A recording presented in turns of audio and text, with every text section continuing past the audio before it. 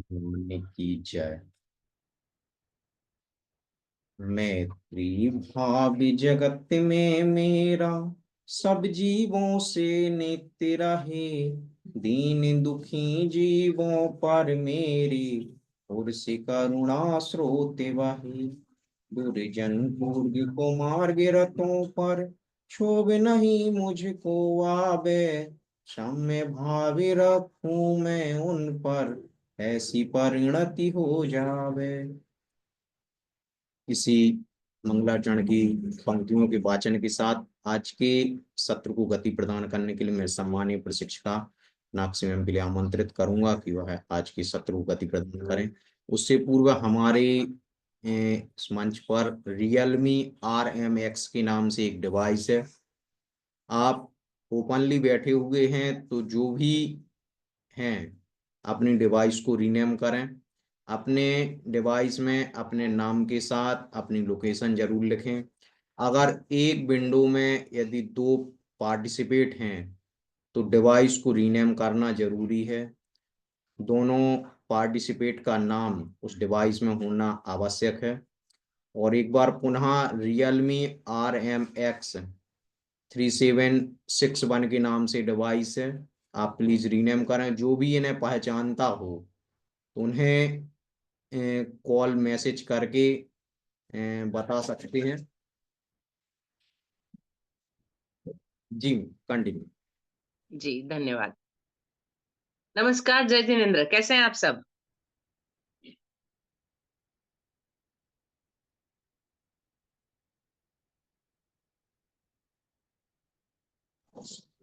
जय जिनेन्द्र मैम, हम सभी लोग बहुत अच्छे हैं। आप कैसी हो? बहुत बढ़िया हूँ मैं भी। मैडम जय जिनेन्द्र मैडम, नमस्ते। जय जिनेन्द्र, नमस्ते। जय जिनेन्द्र मैम। जय जिनेन्द्र। जय जिनेन्द्र मैम।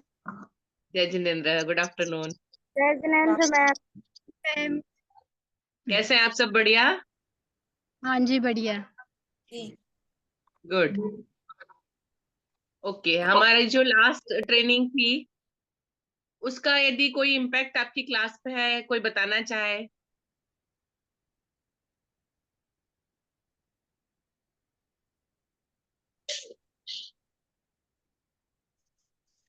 लास्ट ट्रेनिंग जो हमने की उसके बाद आपने कुछ क्लास में यदि कुछ एक्सपेरिमेंट किए हैं और उसका कोई रिजल्ट है, कोई डिस्कस करना चाहेगा?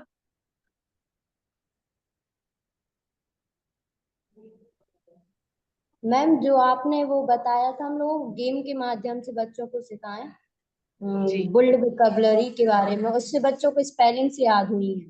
BAD बैड की मैंने गेम दिया था उनको, बॉक्स बना के दिया था, उसमें बैड की, कैट की, डॉग की और एक बहुत सी बड़ी बड़ी स्पेलिंग्स, बर्ड्स नेम वगैरह उनको बहुत अच्छे से याद हुई है। Very good. उसमें अच्छा लगा बच्चों को खेल के भी। आज मैंने उन लोगों को हिंदी में सिखाए थे वैसे ही सब बनाना गेम के माध्यम से।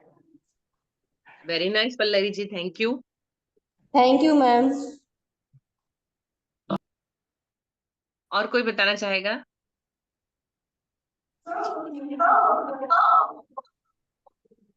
प्लीज। मैम, वो आपने वार्म अप एक्सरसाइज बताई थी, वो हम लोगों ने बच्चों को बहुत अच्छे से करवाई, तो उनकी हैंड राइटिंग थोड़ी बहुत सुधरने लगी है और उनके हैंड में भी पेन नहीं होता ज्यादा। अब वो बहुत अच्छे से लिख रहे हैं। Very nice, very good. Hand writing में थोड़ा टाइम लगेगा, लेकिन यदि इम्प्रूवमेंट थोड़ा भी फर्क दिख रहा है तो आगे इम्प्रूवमेंट आएगा डेफिनेटली। जी थैंक यू प्राची जी। कोई और बताना चाहेगा? सबने कुछ ना कुछ तो किया होगा ट्राई।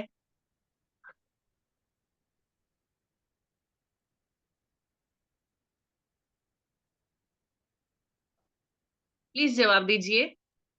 कोई और बताना चाहेगा? बोलो।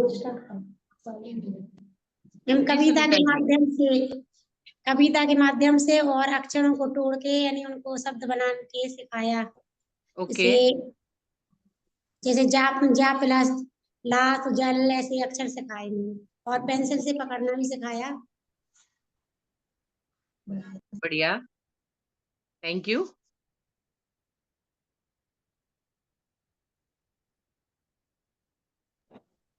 देखिए, जैसे आप क्लास में बच्चे होते हैं और यदि वो आपसे इंटरेक्ट नहीं करे तो आप कैसा फील करते हैं? मुझे भी यहाँ ऐसा फील होता है जब आप ओपनली इंटरेक्ट नहीं करते। प्लीज सब लोग ओपनली बोलिए, कोई भी डरने की जरूरत नहीं है, सब हम एक जैसे ही हैं। Please be comfortable. नहीं आ रहे। बच्चों को साइड वर्ड वगैरह सिखाए थे और जी, आ नहीं रही, दूसरी आ रही है।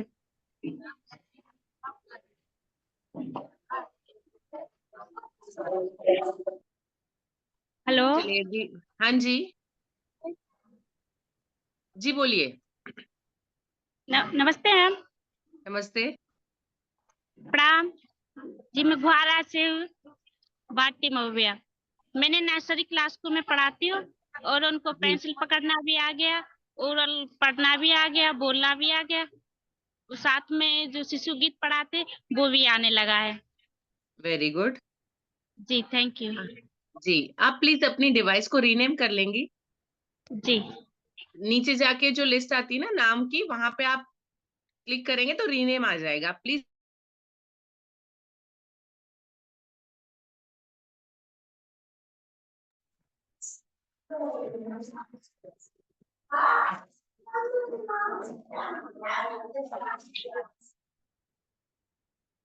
करते हैं, पर मैं चाहूंगी कि जब आपकी प्रस्तुति का समय आए तो आप लोग अपनी बात खुल के रखें। ठीक है, नीरज जी प्लीज शेयर करेंगे। आज जो हमारा टॉपिक है कक्षा प्रबंधन।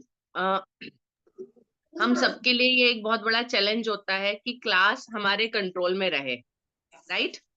कई बार ऐसा होता है कि बच्चे हमारे कंट्रोल से बाहर हो जाते हैं, कुछ चीजें हम जैसा सोचते हैं वो हम कर नहीं पाते हैं। तो कुछ एक टेक्निक्स हैं जिनका यूज करके हम अपनी क्लास को अपने कंट्रोल में रख सकते हैं।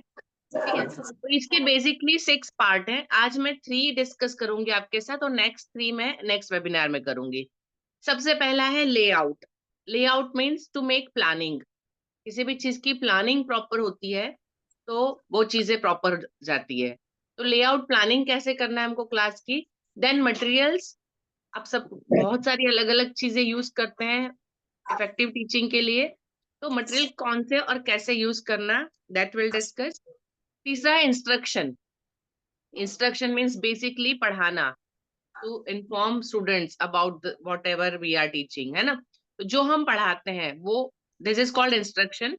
तो पढ़ाना, वहां पे हम कैसे चेंजेस कर सकते हैं। उसके बाद नेक्स्ट है पॉलिसीज एंड प्रोसीजर्स। हमारी क्लास के क्या रूल्स एंड रेगुलेशन रहेंगे। Time, how to manage time in the class and behaviour as of teacher as well as of student, है ना। तो ये जो नीचे वाले 3 पॉइंट है उसको हम नेक्स्ट में डिस्कस करेंगे। हम आज ऊपर वाले 3 पॉइंट डिस्कस करने वाले हैं। ठीक है। नीरज जी प्लीज नेक्स्ट पे चलिए। मुझे अब बताइए, आप लोग प्लानिंग क्या करते हैं स्कूल जाने से पहले? आप लोगों का कोई एक सिस्टम है प्लानिंग का? आप डेली बुक लिखते हैं, आप वीकली प्लान तैयार करते हैं, आप लेसन प्लान बनाते हैं? How do you plan your classes? Ma'am हमारे स्कूल में हम लोग वीकली प्लानिंग बनाते हैं कि मतलब जैसे 2 दिन किस सब्जेक्ट पे ज्यादा ध्यान देना है और फिर 2 दिन किस सब्जेक्ट पे ध्यान देना है। वेडनेसडे ज्यादातर हाफ डे हम लोग एक्टिविटी कराते हैं बच्चों को, वेडनेसडे और सैटरडे। तो इस वजह से वो लोग अच्छे से कवर कर लेते हैं। मुझे एक रीजन बताएंगे वेडनेसडे और सैटरडे एक्टिविटी का?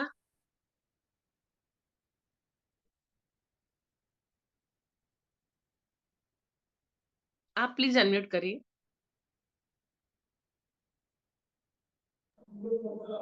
जी, वो काउंटिंग हमने एक हिसाब से बोर्ड पे लिख दी।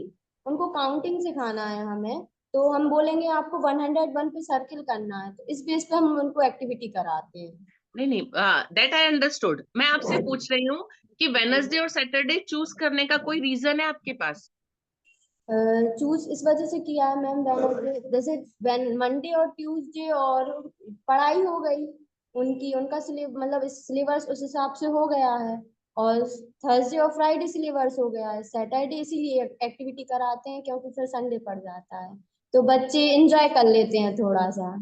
जी जी बिल्कुल, आप क्लियरली वो नहीं बोल पा रही, लेकिन आप बिल्कुल सही बता रही हैं।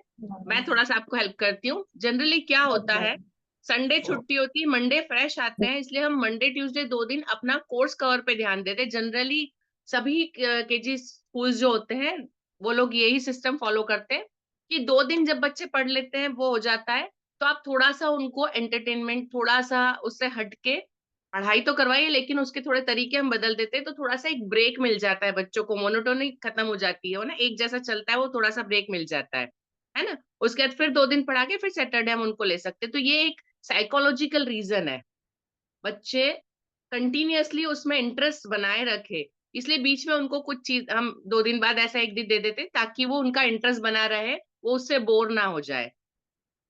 ठीक है, this is a psychological reason to arrange KG standard means this time table like this. ठीक है। अच्छा, अभी आप लोग जो प्लानिंग बनाते, कोई और बताएगा आप लोग दूसरे किसी स्कूल में क्या प्लानिंग किस तरीके से करते हैं?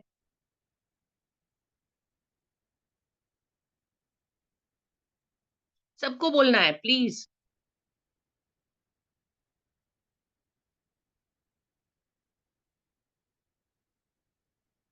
अंजलि जैन जी,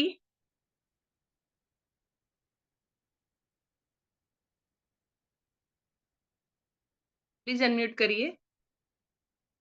यस मैम। जी, आप लोग किस तरह से प्लानिंग करते हैं? मैम हम लोगों का वीकली प्लानिंग होती है। अच्छा, वीकली प्लानिंग कैसे करते हैं, आप मुझे एक्सप्लेन कर सकती हैं? हाँ, जैसे मंडे का मैम, मंडे का अलग रहता है। जैसे एक दिन ग्रामर का हो जाता है, एक दिन इंग्लिश, एक दिन सैटरडे को हम लोगों के यहाँ गेम्स होते हैं। ठीक है यस, टेस्ट वगैरह। जी। यस। ठीक है, मैं थोड़ा सा डिस्कस करना चाहूंगी कि प्लानिंग हमारी कैसी होनी चाहिए, कैसी हो सकती है। एक्चुअली आपने भी देखा होगा कि जब आप किसी चीज का कोई भी काम करते हैं, सपोज हम लोग बाहर घूमने जाने का प्लान कर रहे हैं 2 दिन के लिए, तो यदि हमने पहले से डिसाइड करके रखा है कि हम कब जाएंगे, कहाँ जाएंगे, किस टाइम पहुंचेंगे, हम वहां पे क्या सुविधा होगी, कौन सी चीजें चाहिए, यदि हमको पता है पहले से, तो हम प्रॉपरली प्लान कर सकते हैं और हमारी उस ट्रिप को हम सक्सेसफुल बना सकते हैं। यदि आपको पता ही नहीं है कि आपको कहाँ जाना है, कब निकलना है, कैसे जाना है, तो हो सकता है कि दूसरी परेशानियां बहुत सारी खड़ी हों कि हम टाइम पे ना पहुंच पाए, कहीं पहुंचे वहां पे जहाँ पे मतलब सपोज हम घूमने की जगह थी, वहां पहुंचे टाइम ही खत्म हो गया है। तो जन प्लानिंग क्या होता है, किसी भी उसको सक्सेसफुल करने में हेल्पफुल होता है। टीचिंग के लिए भी हम लोग, आप लोग भी साल भर का सिलेबस हमारा तो फिक्स होता है ना, कि साल में भाई इंग्लिश में ये 10 चैप्टर करवाने हैं, ईएनवी में हमारे ये 15 चैप्टर करवाने हैं, मैथ्स में ये 8 चैप्टर करवाने हैं, ये तय होता है हमारा। ठीक है। अभी उसके बाद टीचर के हाथ में प्लानिंग कहाँ आता है, हमारे स्कूल में आप लोग भी शायद करते होंगे, हम लोग ईयरली प्लानर को मंथली में डिवाइड करते हैं, है ना। मंथली में इसलिए डिवाइड करना पड़ता है कि कौन से मंथ में एग्जाम आ रही है, तो वो 15 दिन हमारे पढ़ाई नहीं होगी, सो अकॉर्डिंगली हम उस वक्त रिवीजन 10 दिन के लिए लेंगे, तो शायद उस वक्त हम लोग कोई भी चैप्टर नहीं पढ़ा पाएंगे, है ना। यदि एनुअल फंक्शन आ गया, कोई ट्रिप आ गई, तो हमको शायद 1 दिन, 2 दिन, 5 दिन निकालने पड़ेंगे, तो उस पे हमारी, सो जब भी हम प्लानिंग करते हैं तो हमारी मंथली प्लानिंग इस तरह से, मंथली प्लानर हमारे यहाँ साल की शुरुआत से मंथली प्लानर बनता है। हर टीचर को पता होता है कि एग्जाम कब होने वाली है, फंक्शंस कब है, तो उसके अकॉर्डिंग टीचर बुक देखकर कौन सा चैप्टर लंबा है, कौन सा चैप्टर छोटा है, कौन सा पहले लेना है, कौन सा बाद में लेना है, तो वी प्लान। वो आप लोग भी शायद करते होंगे, यस और नो? करते हैं? डू यू डू और नॉट? Yes ma'am. मैंने जो चीजें बताई उन सारी चीजों को ध्यान में रख के आप लोग करते हैं, या फिर पिछले साल का उसको उठा के कॉपी कर लिया? आप खुद उस पे पूरा वर्कआउट करते हैं हर साल? जी ठीक है, बहुत अच्छी बातें करते हैं। तो उसके बाद टीचर को अपने लेवल पे मंथली को वीकली और वीकली को डेली, है ना। मेरे यहाँ पे स्कूल में सिस्टम है, हम लोग डेली बुक लिखते हैं, मतलब आज जाने से पहले टीचर मेरे टेबल पर कल जो पढ़ाना है उसको बुक में लिख कर जाएगी, है ना। हमारे यहाँ डेली बुक होती है, तो कल कौन सा चैप्टर पढ़ाना है, कल उसमें एक्सरसाइज करवाना है, क्वेश्चन आंसर करवाना है, एक्सप्लेन करवाना है, टीचर विल मेंशन हर रोज का and every day I sign, तो मेरी नजर में भी होता है कि कहाँ क्या चल रहा है। उसके साथ में लिखा होता है कि उसके साथ में टीचर कौन से टीचिंग एड यूज करेंगे या कौन सी एक्टिविटी यूज करेंगे। इससे क्या होता है, जैसे आपने कहावत सुनी होगी कि भरी बंदूक से एक डरता है लेकिन खाली बंदूक से दो डरते हैं, बंदूक के सामने वाला भी और बंदूक के पीछे वाला भी। मतलब यदि आप प्रिपेयर हैं, आप तैयार हैं, आपको पता है आपको क्या करवाना है, तो आप क्लास को अपने हिसाब से हैंडल कर सकते हैं। लेकिन यदि आपका प्लानिंग नहीं है तो आपके लिए क्लास को हैंडल करना मुश्किल है। आप क्लास में जाके खड़े होके सोचे कि अब हम क्या करवाएं, सो दैट इज रॉन्ग। ये तो इनको आता ही नहीं। आप सोच के गए कि भाई मुझे आज ए साउंड वर्ड करवाने हैं, लेकिन बच्चों के अभी अल्फाबेट रिकॉग्निशन खत्म नहीं हुआ है, तो आप ए साउंड वर्ड कैसे करवाएंगे। तो यदि प्लानिंग करते हैं तो आपको पता होता है कि बच्चों ने इतना कर लिया है, मुझे यहाँ करना है, तो ये गैप है, तो इस गैप को मुझे कैसे कंप्लीट करना है। प्लानिंग हमारी बहुत सारे तरीके से हेल्प करती है। जब भी आप जाते हैं क्लास में, अ, आपके मतलब प्रिंसिपल से या कुछ मांगते या नहीं मांगते, बट फॉर योर सेल्फ, आपकी अपनी तैयारी, सुबह उठकर एक बार, जैसे जितने भी मतलब जो सक्सेसफुल लोग होते हैं, जनरली व्हाट दे डू, सुबह उठ के सारे दिन की प्लानिंग करते हैं कि आज मुझे ये काम करना है, इस तरीके से करना है। ठीक है, एक डायरी उनकी होती है, दे मेंशन एवरीथिंग, और शाम को वो टारगेट पूरा हुआ कि नहीं वो चेक करते हैं। दिस इज मतलब आप यदि वो पर्सनालिटी डेवलपमेंट या इसमें किसी में करते हैं तो यू विल अंडरस्टैंड दिस। तो ये एज अ टीचर ये आपको एक होना चाहिए, तभी आप बच्चों को भी उनकी पढ़ाई का प्लानिंग में हेल्प कर सकते हैं। अपनी प्लानिंग रेडी रखिए, उसके साथ जाइए क्लास में, क्या पढ़ाना है, कैसे पढ़ाना है। ठीक है, कौन सी क्लास को एक्चुअली क्या होता है, मेरे यहाँ भी 3 सेक्शन है ना, ABC 3 हर एक क्लास के। फर्स्ट में तो 4-4 सेक्शन है। तो कई बार ऐसा होता है कि कोई एक सेक्शन में कुछ बच्चे, नंबर ऑफ स्टूडेंट ज्यादा हो जाते हैं कि जो वीक है, तो वो एक क्लास शायद बाकी लोगों से, बाकी क्लास के साथ कंपैरिजन में पीछे रह जाता है, नहीं आता है। तो वहां आपको कुछ एक्स्ट्रा करना पड़ेगा, तो उसको आप कैसे करेंगे।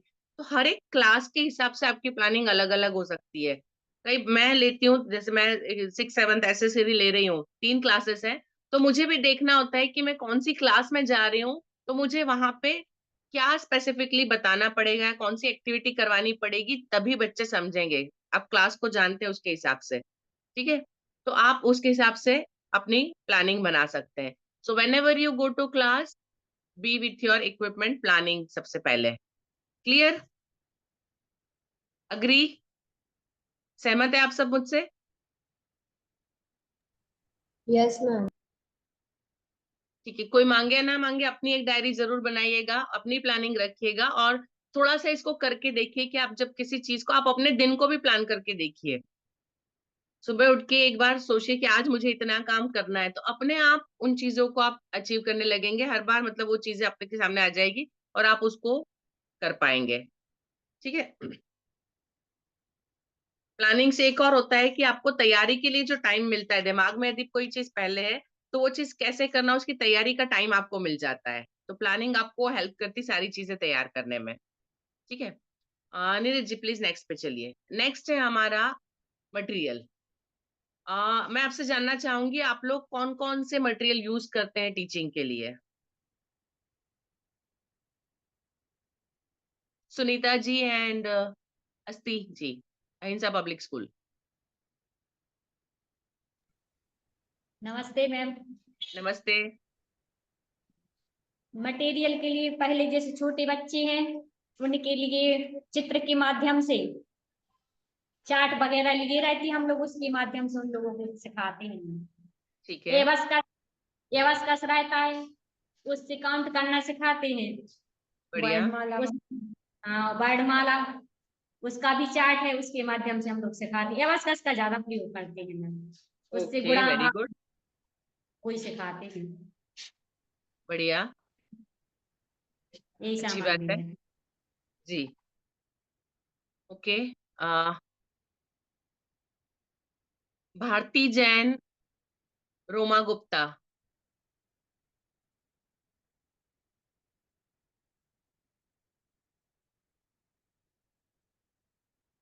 प्लीज अनम्यूट करिए।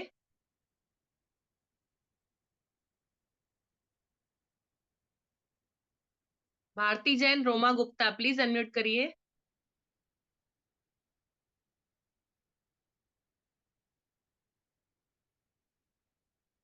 आप सुन पा रहे हैं हमको?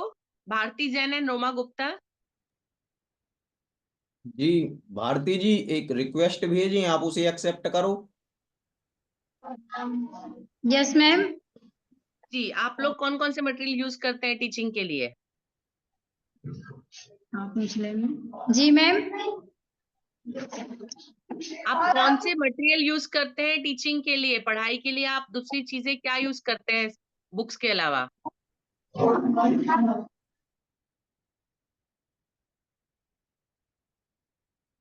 आपको ठीक से सुनाई नहीं दे रहा है क्या?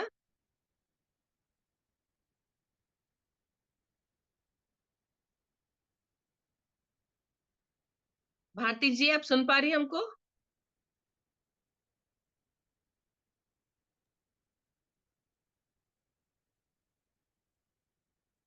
चलिए, अंजलि जैन, एपीएस भगवास।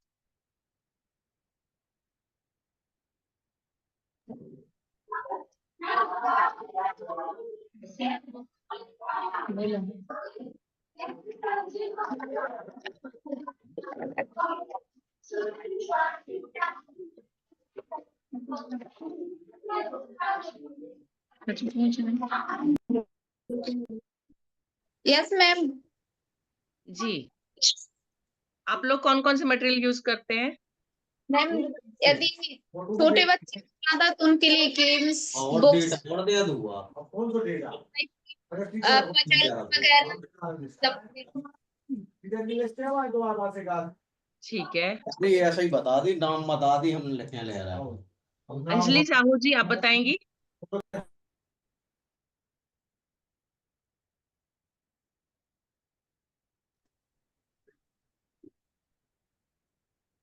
जी हाँ अंजलि मैम। जी, हाँ, आप क्या यूज करते हैं मटेरियल्स?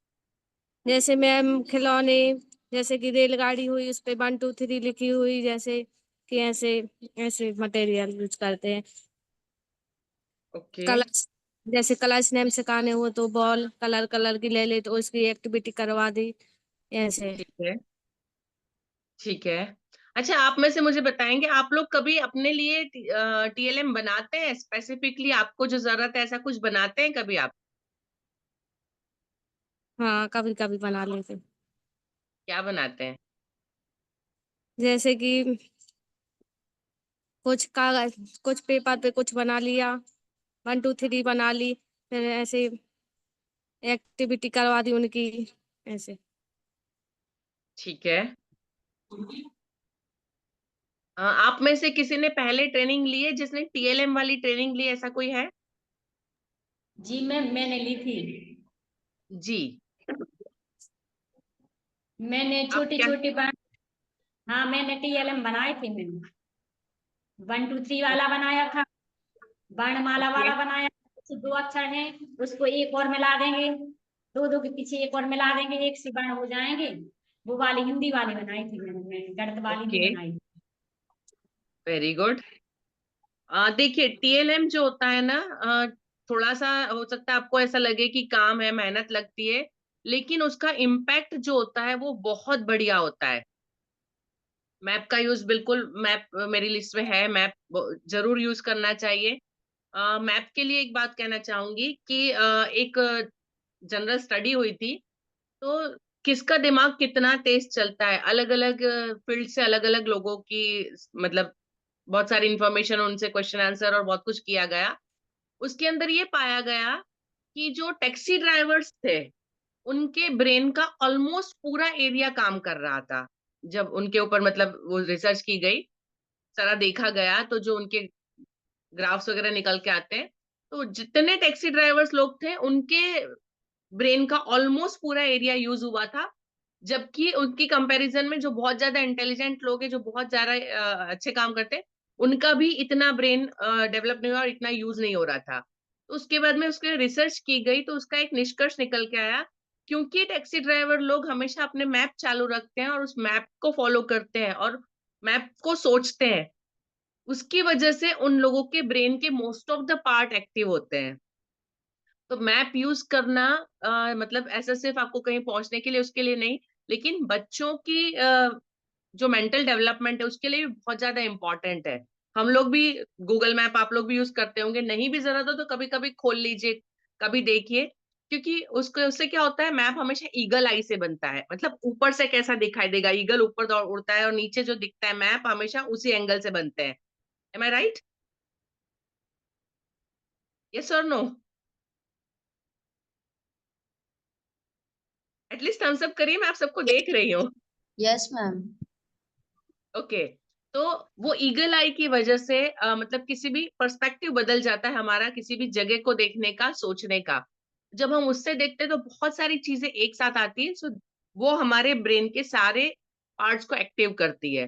तो मैप एक बहुत इंपॉर्टेंट चीज है, आप उसको यूज करिए। उसका टीएलएम कोशिश करिए कि जो भी आप चैप्टर बना रहे हैं उससे रिलेटेड टीएलएम खुद बना सके, ठीक है। ऑडियो क्लिप्स का यूज करिए, कोशिश करिए। जैसे मैं आज की बात बताऊं, मेरे यहाँ पे मतलब जो रोज सुबह प्रार्थना होती है तो नेशनल एंथम बजता है, तो नेशनल एंथम जब आज बजा तो मैंने वो टीचर्स जैसे बजाया था उससे बाद में पूछा, मुझे कुछ थोड़ा वो 2-3 दिन से कुछ अलग, वो हमेशा यूट्यूब पे ऐसे खोल के बजाते हैं। तो आज जब उन्होंने बजाया, जैसे ही खत्म हुआ, मैंने कहा मैम आपने कौन सा बजाया, रविन्द्रनाथ टैगोर वाला? तो बोलते yes ma'am, national anthem Rabindranath Tagore के खुद की आवाज में उनका गाया हुआ यूट्यूब पे अवेलेबल है, ठीक है। और जब आप उसको सुनेंगे आपको खुद को समझ में आएगा। तो अभी मैं मतलब सुना है, अभी बच्चों से मिलना, एग्जाम चल रहे हैं, मिलना नहीं हुआ, बट मैं उनको जाके बताऊंगी कि आप जो आवाज सुन रहे हैं वो उनकी खुद की आवाज सुन रहे हैं, उनकी ओरिजिनल आवाज में। तो ऑडियो क्लिप्स ऐसे यूज करिए जो मतलब, क्योंकि ये चीजें जब बच्चों को बताई जाती है ये उनके लिए लॉन्ग लास्टिंग होती है, उनके दिमाग में गहरा इम्पैक्ट डालती है ना। तो जिस चीज को सुनते हैं तो बहुत सारे ऑडियो क्लिप्स हो सकती है, आप अपनी पोएम्स वगैरह होती है वो अलग आप सुनाते होंगे। उसके अलावा ऐसी कोई इन्फॉर्मेशन है, ऐसी कोई स्टोरीज है, कुछ है, तो उसके ऑडियो क्लिप्स बना के रखिए, उसको क्लास में यूज करिए, ठीक है। तो आपका कोई चैप्टर है उससे रिलेटेड, कोई भजन हो गया, कोई सॉन्ग हो गया, कोई स्टोरी है, तो ट्राई टू कलेक्ट उन चीजों को अपने मटेरियल में। जब आप प्लानिंग करते हैं तो आप दिमाग में चीजें आती है कि हाँ ये चीज हो सकती है, ये चीज हो सकती है। जैसे मैं 7th स्टैंडर्ड के अंदर भक्ति एज बच्चों को पढ़ा रही हूँ, मिडिवल एज में भक्ति, मिडिवल एज में भक्ति जो भी मूवमेंट चली थी, तो मैंने पूरा हफ्ता 10 दिन रोज मीराबाई के भजन, कबीर के, तुलसीदास के दोहे, सूरदास के पद, और हर रोज जाके मैं क्लास में जब चल रहा है तब I use to go to class, और मैं बच्चों से बताती थी आज किसका सुन रहे हैं आप, उसको सुनिए, पहचानिए, उनके पद कैसे हैं। वो किताब में पढ़ते हैं तो उसको जब सुनते हैं तो उसको कनेक्ट कर पाते हैं। तो आपके टीएलएम मतलब आपके तक सीमित है, वो बच्चों को उस पर थोड़ा वो होना चाहिए, उसके बाद बच्चे खुद अपनी तरफ से ढूंढ के उसको आगे फिर बढ़ते हैं। पिक्चर्स, छोटे बच्चे हैं तो पिक्चर्स का मैक्सिमम पॉसिबल यूज करिए, क्योंकि होता क्या है, छोटे बच्चों की पिक्चर मेमोरी होती है। छोटे बच्चे जो होते हैं वो किसी भी कलर को और शेप को याद रख सकते हैं, उनको जो शब्द वर्ड मेमोरी, लेफ्ट लेफ्ट और राइट ब्रेन, आप सबको शायद कंसेप्ट क्लियर होगा, सबको पता है लेफ्ट और राइट ब्रेन का, शायद हमने पहले भी डिस्कस किया था। तो बच्चों का जो पिक्चर मेमोरी वाला पार्ट है वो ग्रो हो चुका होता है, लेकिन जिसमें वर्ड होते हैं वो थोड़ा लेट ग्रो होता है, इसलिए पिक्चर मेमोरी अच्छी होती है। तो जितनी भी चीजें आप बता रहे हैं, यदि आप ड्रॉ कर सके, यदि आप उनको पिक्चर्स बता सके, या एबी रूम में ले जाके, या उसको स्मार्ट बोर्ड पे, वॉट एवर इज पॉसिबल, तो जितना मैक्सिमम पॉसिबल हो सके उतने चीजें सामने बताइए, ठीक है। उसके बाद डेमो जितने प्रैक्टिकली पॉसिबल हो सकते हैं, है ना, बहुत छोटी छोटी काफी चीजें होती है कि जिसका डेमोन्स्ट्रेशन आप क्लास में वहीं पे दे सकते हैं। जैसे मैं बहुत सिंपल एग्जांपल बताती हूँ, मैं जब जैसे सुनामी और ये बताती हूँ बच्चों को, मैं क्या करती हूँ, किसी बच्चे की पानी की बोतल होती है वो ले लेती हूँ, है ना, आधी भरी हुई बोतल, उसको ऐसा खड़ा करके जब नीचे से मैं उसको जोर से एक झटका देती हूँ, ठीक है, तो वो पानी जो बोतल के अंदर है वो ऊपर ढक्कन तक उछल कर आता है, फिर वापस गिरता है। तो मैं बताती हूँ this is the example of tsunami. Tsunami कैसे आता है, सुनामी मीन्स जब समुद्र की सतह के नीचे भूकंप आता है और उसके धक्के ऊपर लगते हैं तो उसका पानी उठ के बाहर आता है आसपास जमीन के हिस्सों पे, दैट इज सुनामी।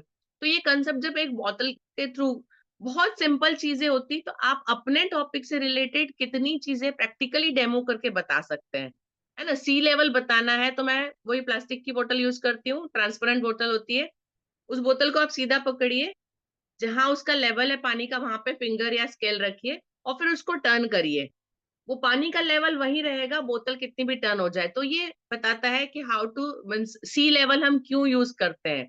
अर्थ की जब हम लंबाई, तो हम किसी भी जगह की ऊंचाई तो हम सी लेवल से लेते हैं, है ना, समुद्र तल से।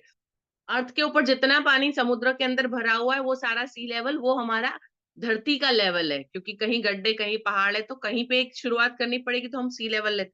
तो ये चीजें प्रैक्टिकली इस तरह से डेमोन्स्ट्रेशन के थ्रू, कितने आप डेमोन्स्ट्रेशन अपनी क्लास में ऐसे प्रैक्टिकल दे सकते हैं। बहुत सारी चीजें होती है, बहुत सारा आपका जो टॉपिक है उससे, मैं क्योंकि ऐसे पढ़ा रही हूँ इसलिए मैं अपने एग्जाम्पल दे रही हूँ, लेकिन आप अपने हिसाब से ले सकते हैं ना। बाकी तो मैथ्स और इंग्लिश और इन सब में तो बहुत सारी चीजें होती है, आप वहीं पे चीजें हैं उनको हाथ में पकड़ के काउंट करवाना, प्लस करवाना, माइनस करवाना, है ना।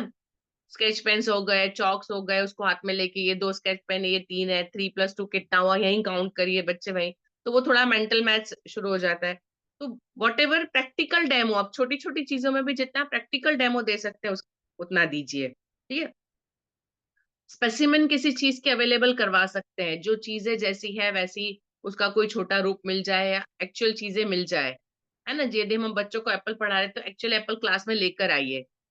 किसी के बच्चे के पास कोई चीज है तो वो निकलवा के सामने दिखाइए कि ये चीज ऐसी होती है, ये चीज। जैसे कॉइन्स वगैरह की बात, जब 6 स्टैंडर्ड के अंदर वो बच्चे जब गुप्ता पीरियड और वो सब पढ़ते हैं, तो उसके डिफरेंट कॉइन्स के बारे में, पंचमार्क कॉइन और ये वो जब डिस्कशन होता है, बच्चों को बताती हूँ कि आपके पास यदि कुछ है तो लेके आइए। बच्चे लेके आते हैं, हम पूरी क्लास को दिखाते हैं।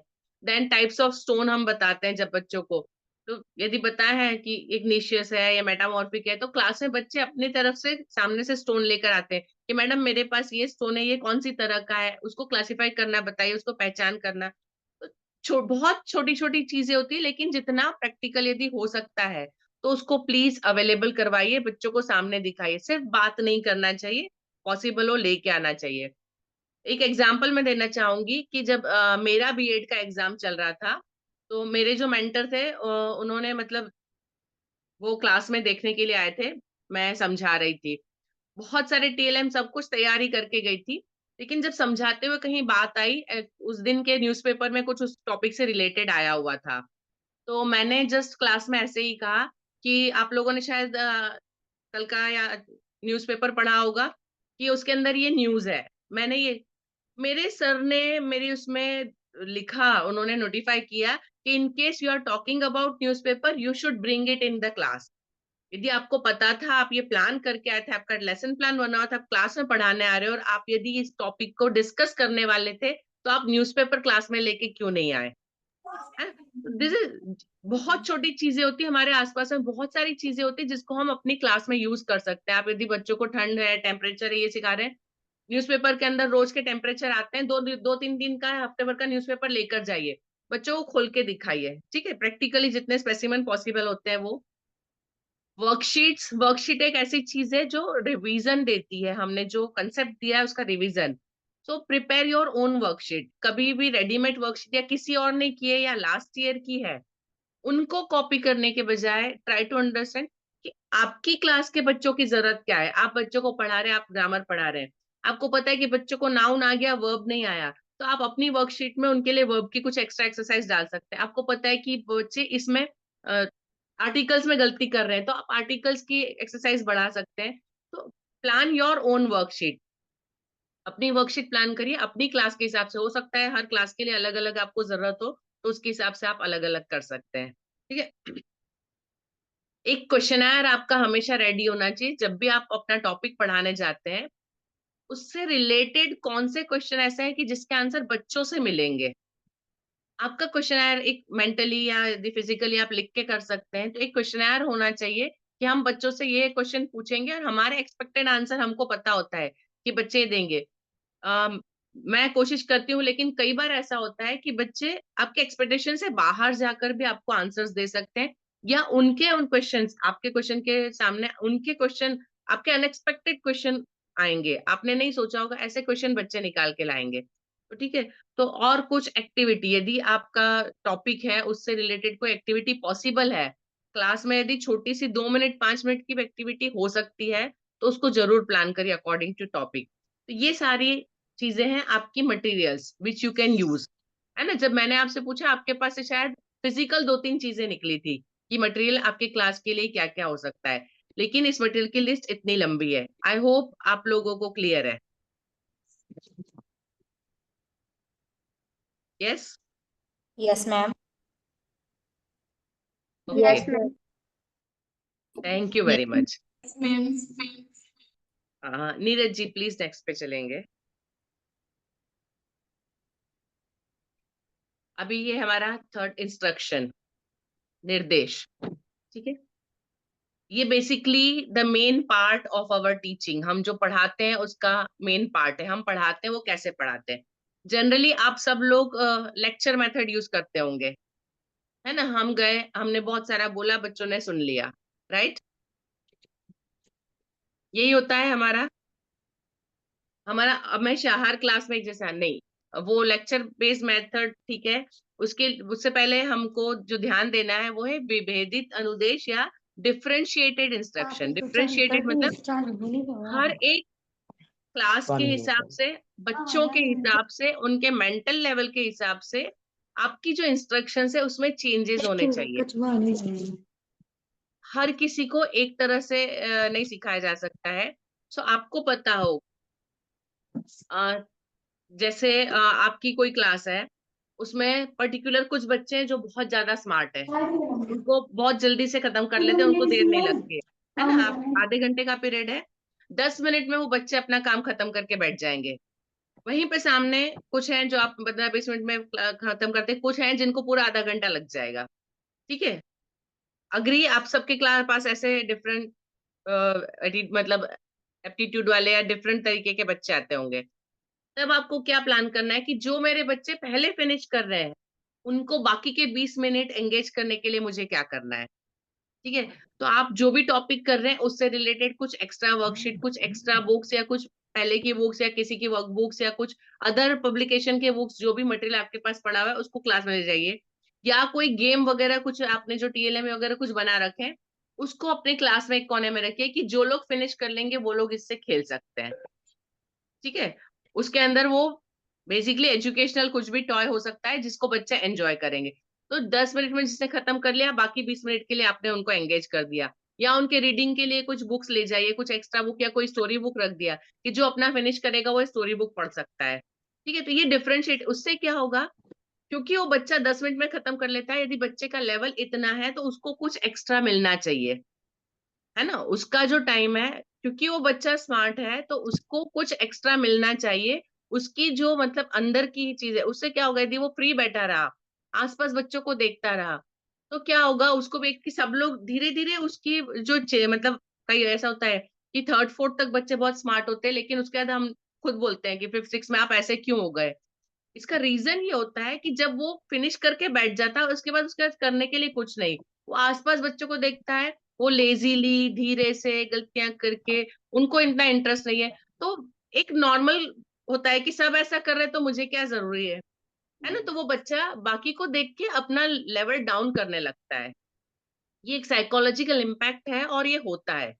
तो यदि हम उनके लिए कुछ प्रिपेयर कर सकते हैं तो वहां बच्चों को थोड़ा सा बूस्ट मिलता है कि हाँ हमारे लिए कुछ स्पेशल किया है, मैं कुछ हूँ, है। और वो उनको मोटिवेट करता है आगे करने के लिए। उसके साथ दूसरे बच्चों को भी मोटिवेशन मिलता है कि जैसे उसको काम खत्म करने पे कुछ मिला है तो मुझे भी मिलेगा, तो दूसरे बच्चे भी मोटिवेट होते हैं। तो डिफरेंशिएट करके थोड़ा सा अपनी क्लास में इस तरह से कर सकते हैं। हाँ, ये होता है, हम जो बच्चे खत्म कर लिया तो उनको दूसरों के साथ लगा देते हैं। आप उनके साथ मिलके जिन जो स्लो है उनके साथ करिए। मेरे टीचर से करते हैं कि एक बहुत अच्छा होशियार बच्चा है तो उसके साथ में दूसरा बच्चा ऐसे, तो वो क्या करता है, अपने जो पढ़ा है उसको फिर से यूज करता है ना। जो खुद ने पढ़ा है वो उसको पढ़ाता है, उसको हेल्प करता है, तुम ये लिखो, तुम वो लिखो, उसको बताता है। That is also helpful. तो दोनों एंगेज हो गए, आपकी क्लास कंट्रोल हो जाती है, ठीक है। इसके अलावा कुछ एक स्पेलिंग्स वाले गेम, कुछ ऐसी चीजें आप अपनी क्लास में रख सकते हैं कि जो फिनिश कर ले, या जिनको सच में प्रॉब्लम फेस होती है तो उनके लिए थोड़ा सा एक्स्ट्रा एक्सरसाइज के लिए आप रख सकते हैं, ठीक है। या एक छोटा सा ग्रुप बना दीजिए आप, एक ग्रुप जो हमेशा कर लेता है कंप्लीट, तो इस ग्रुप को आज ये काम और ये काम, ये दो काम करना है, और इस ग्रुप को आज ये एक काम करना है। तो आपके जो स्मार्ट वाले हैं उनको आपने ज्यादा काम दिया, जो आपके नॉर्मल वाले हैं आप उनको जितना टारगेटेड काम है उतना दे दीजिए। ठीक है, तो आप उनको ग्रुप में करके भी इस तरह से काम दे सकते हैं। यदि आप बच्चे ज्यादा है आप उसको 2 पार्ट में कर सकते हैं। हमारे यहाँ सीनियर केजी के टीचर ऐसे करते थे कि जैसे लिखना है, जिसका लिखना फिनिश हो जाएगा वो उनको बाहर खेलने के लिए भेज देते थे। बाहर आया बिन होते थे, तो क्या होता था, बच्चे फटाफट बाहर खेलने जाना है इसके उसमें वो लिखना फिनिश कर कर लेते हैं, तो बाकी बच्चे मोटिवेट होते हैं जो क्लास में बैठे हैं। ठीक है, तो टीचर जितने लिख लिए वो बाहर है, तो टीचर को बाकी का क्लास कंट्रोल करना है कि जिसको लिखना नहीं आ रहा है, जिसको प्रॉब्लम है, टीचर पर्सनली उनको ध्यान दे के करवा सकता है। क्योंकि बच्चे कम हो गए तो टीचर भी थोड़े से फ्री हो गए इतने से। तो बहुत सारे तरीके हो सकते हैं, आप अपनी क्लास को कैसे मैनेज करना है उसको कोशिश कर सकते हैं। या हम ये करते हैं, एवी रूम में भेज देते हैं। एवी रूम में एक टीचर होते हैं, वो कुछ स्टोरी लगा के या पोएम लगा के कुछ रिवीजन लगा के बैठे हैं, तो वो बच्चे वहां पे, तो वो भी इन्वॉल्व रहेंगे, बच्चे उनका भी कुछ हो रहा है। और जहां जिनको प्रॉब्लम, तो ये कैसे बच्चों को अपनी क्लास को मैनेज करना, ये आपकी अपनी जरूरत है, आपकी क्लास के हिसाब से आप अपनी चीजें डिसाइड कर सकते हैं। खैर अभी मैं जब बोल रही हूँ तो आपको अपने दिमाग में काफी सारी अपनी क्लास की जो प्रॉब्लम है दिमाग में आ रही होगी, आप कैसे उसको मैनेज कर सकते हैं। यू मस्ट बी थिंकिंग कि हम ये तरीका कर सकते हैं। ठीक है, 1-to-1 हेल्प, जहां कुछ बच्चे ऐसे होते हैं जिनको स्पेसिफिक जरूरत पड़ती है ना, कि उनको जब आप उंगली रख के बोले तो वो बच्चा लिख लेगा, यदि किसी ने नहीं देखा तो वो बच्चा नहीं लिखेगा। ऐसे बच्चों के लिए फिर आपको थोड़ा सा स्पेशल टाइम निकालना पड़ता है। उन बच्चों को जिस दिन मतलब आप प्रेजेंट है लेकिन बाकी बच्चे नहीं है, जैसे हम लोग हमारे यहाँ सैटरडे बच्चे 11:30 छूट जाते हैं, टीचर 1 बजे तक होते हैं, तो जितने स्पेशल नीड वाले बच्चे उनके लिए हम स्पेशल क्लास सैटरडे को 11:30 से 1 तक रखते हैं। तो 1-to-1 वहां पे टीचर पर्सनली उस बच्चे से, उसको जहां प्रॉब्लम है वही चीज, क्या नहीं समझ में आया चलो बोलो ये क्वेश्चन मैं उसको समझाती हूँ, ये कंसेप्ट नहीं मिला हम इसको, ये मेथड मैथ्स में नहीं आती ये मैथ, तो टीचर वहां पे पर्सनलाइज थोड़ा सा हो जाते हैं, क्लास कम हो जाती है, पर्टिकुलर प्रॉब्लम पता होता है। तो यदि इंस्ट्रक्शन 1-to-1 पॉसिबल है तो दीजिए। इसके अलावा ये कर सकते हैं आप पेरेंट्स के साथ डिस्कशन, क्या स्ट्रेटेजी होगी, पर्टिकुलर बच्चे को प्रॉब्लम है, आपको समझ में आ रहा है कि ये बच्चा हर बार मैथ्स में कमजोर है, इंग्लिश में कर लेता है, इंग्लिश में कमजोर है मैथ्स में कर लेता है, तो इसको कहाँ क्या करवाने की जरूरत है।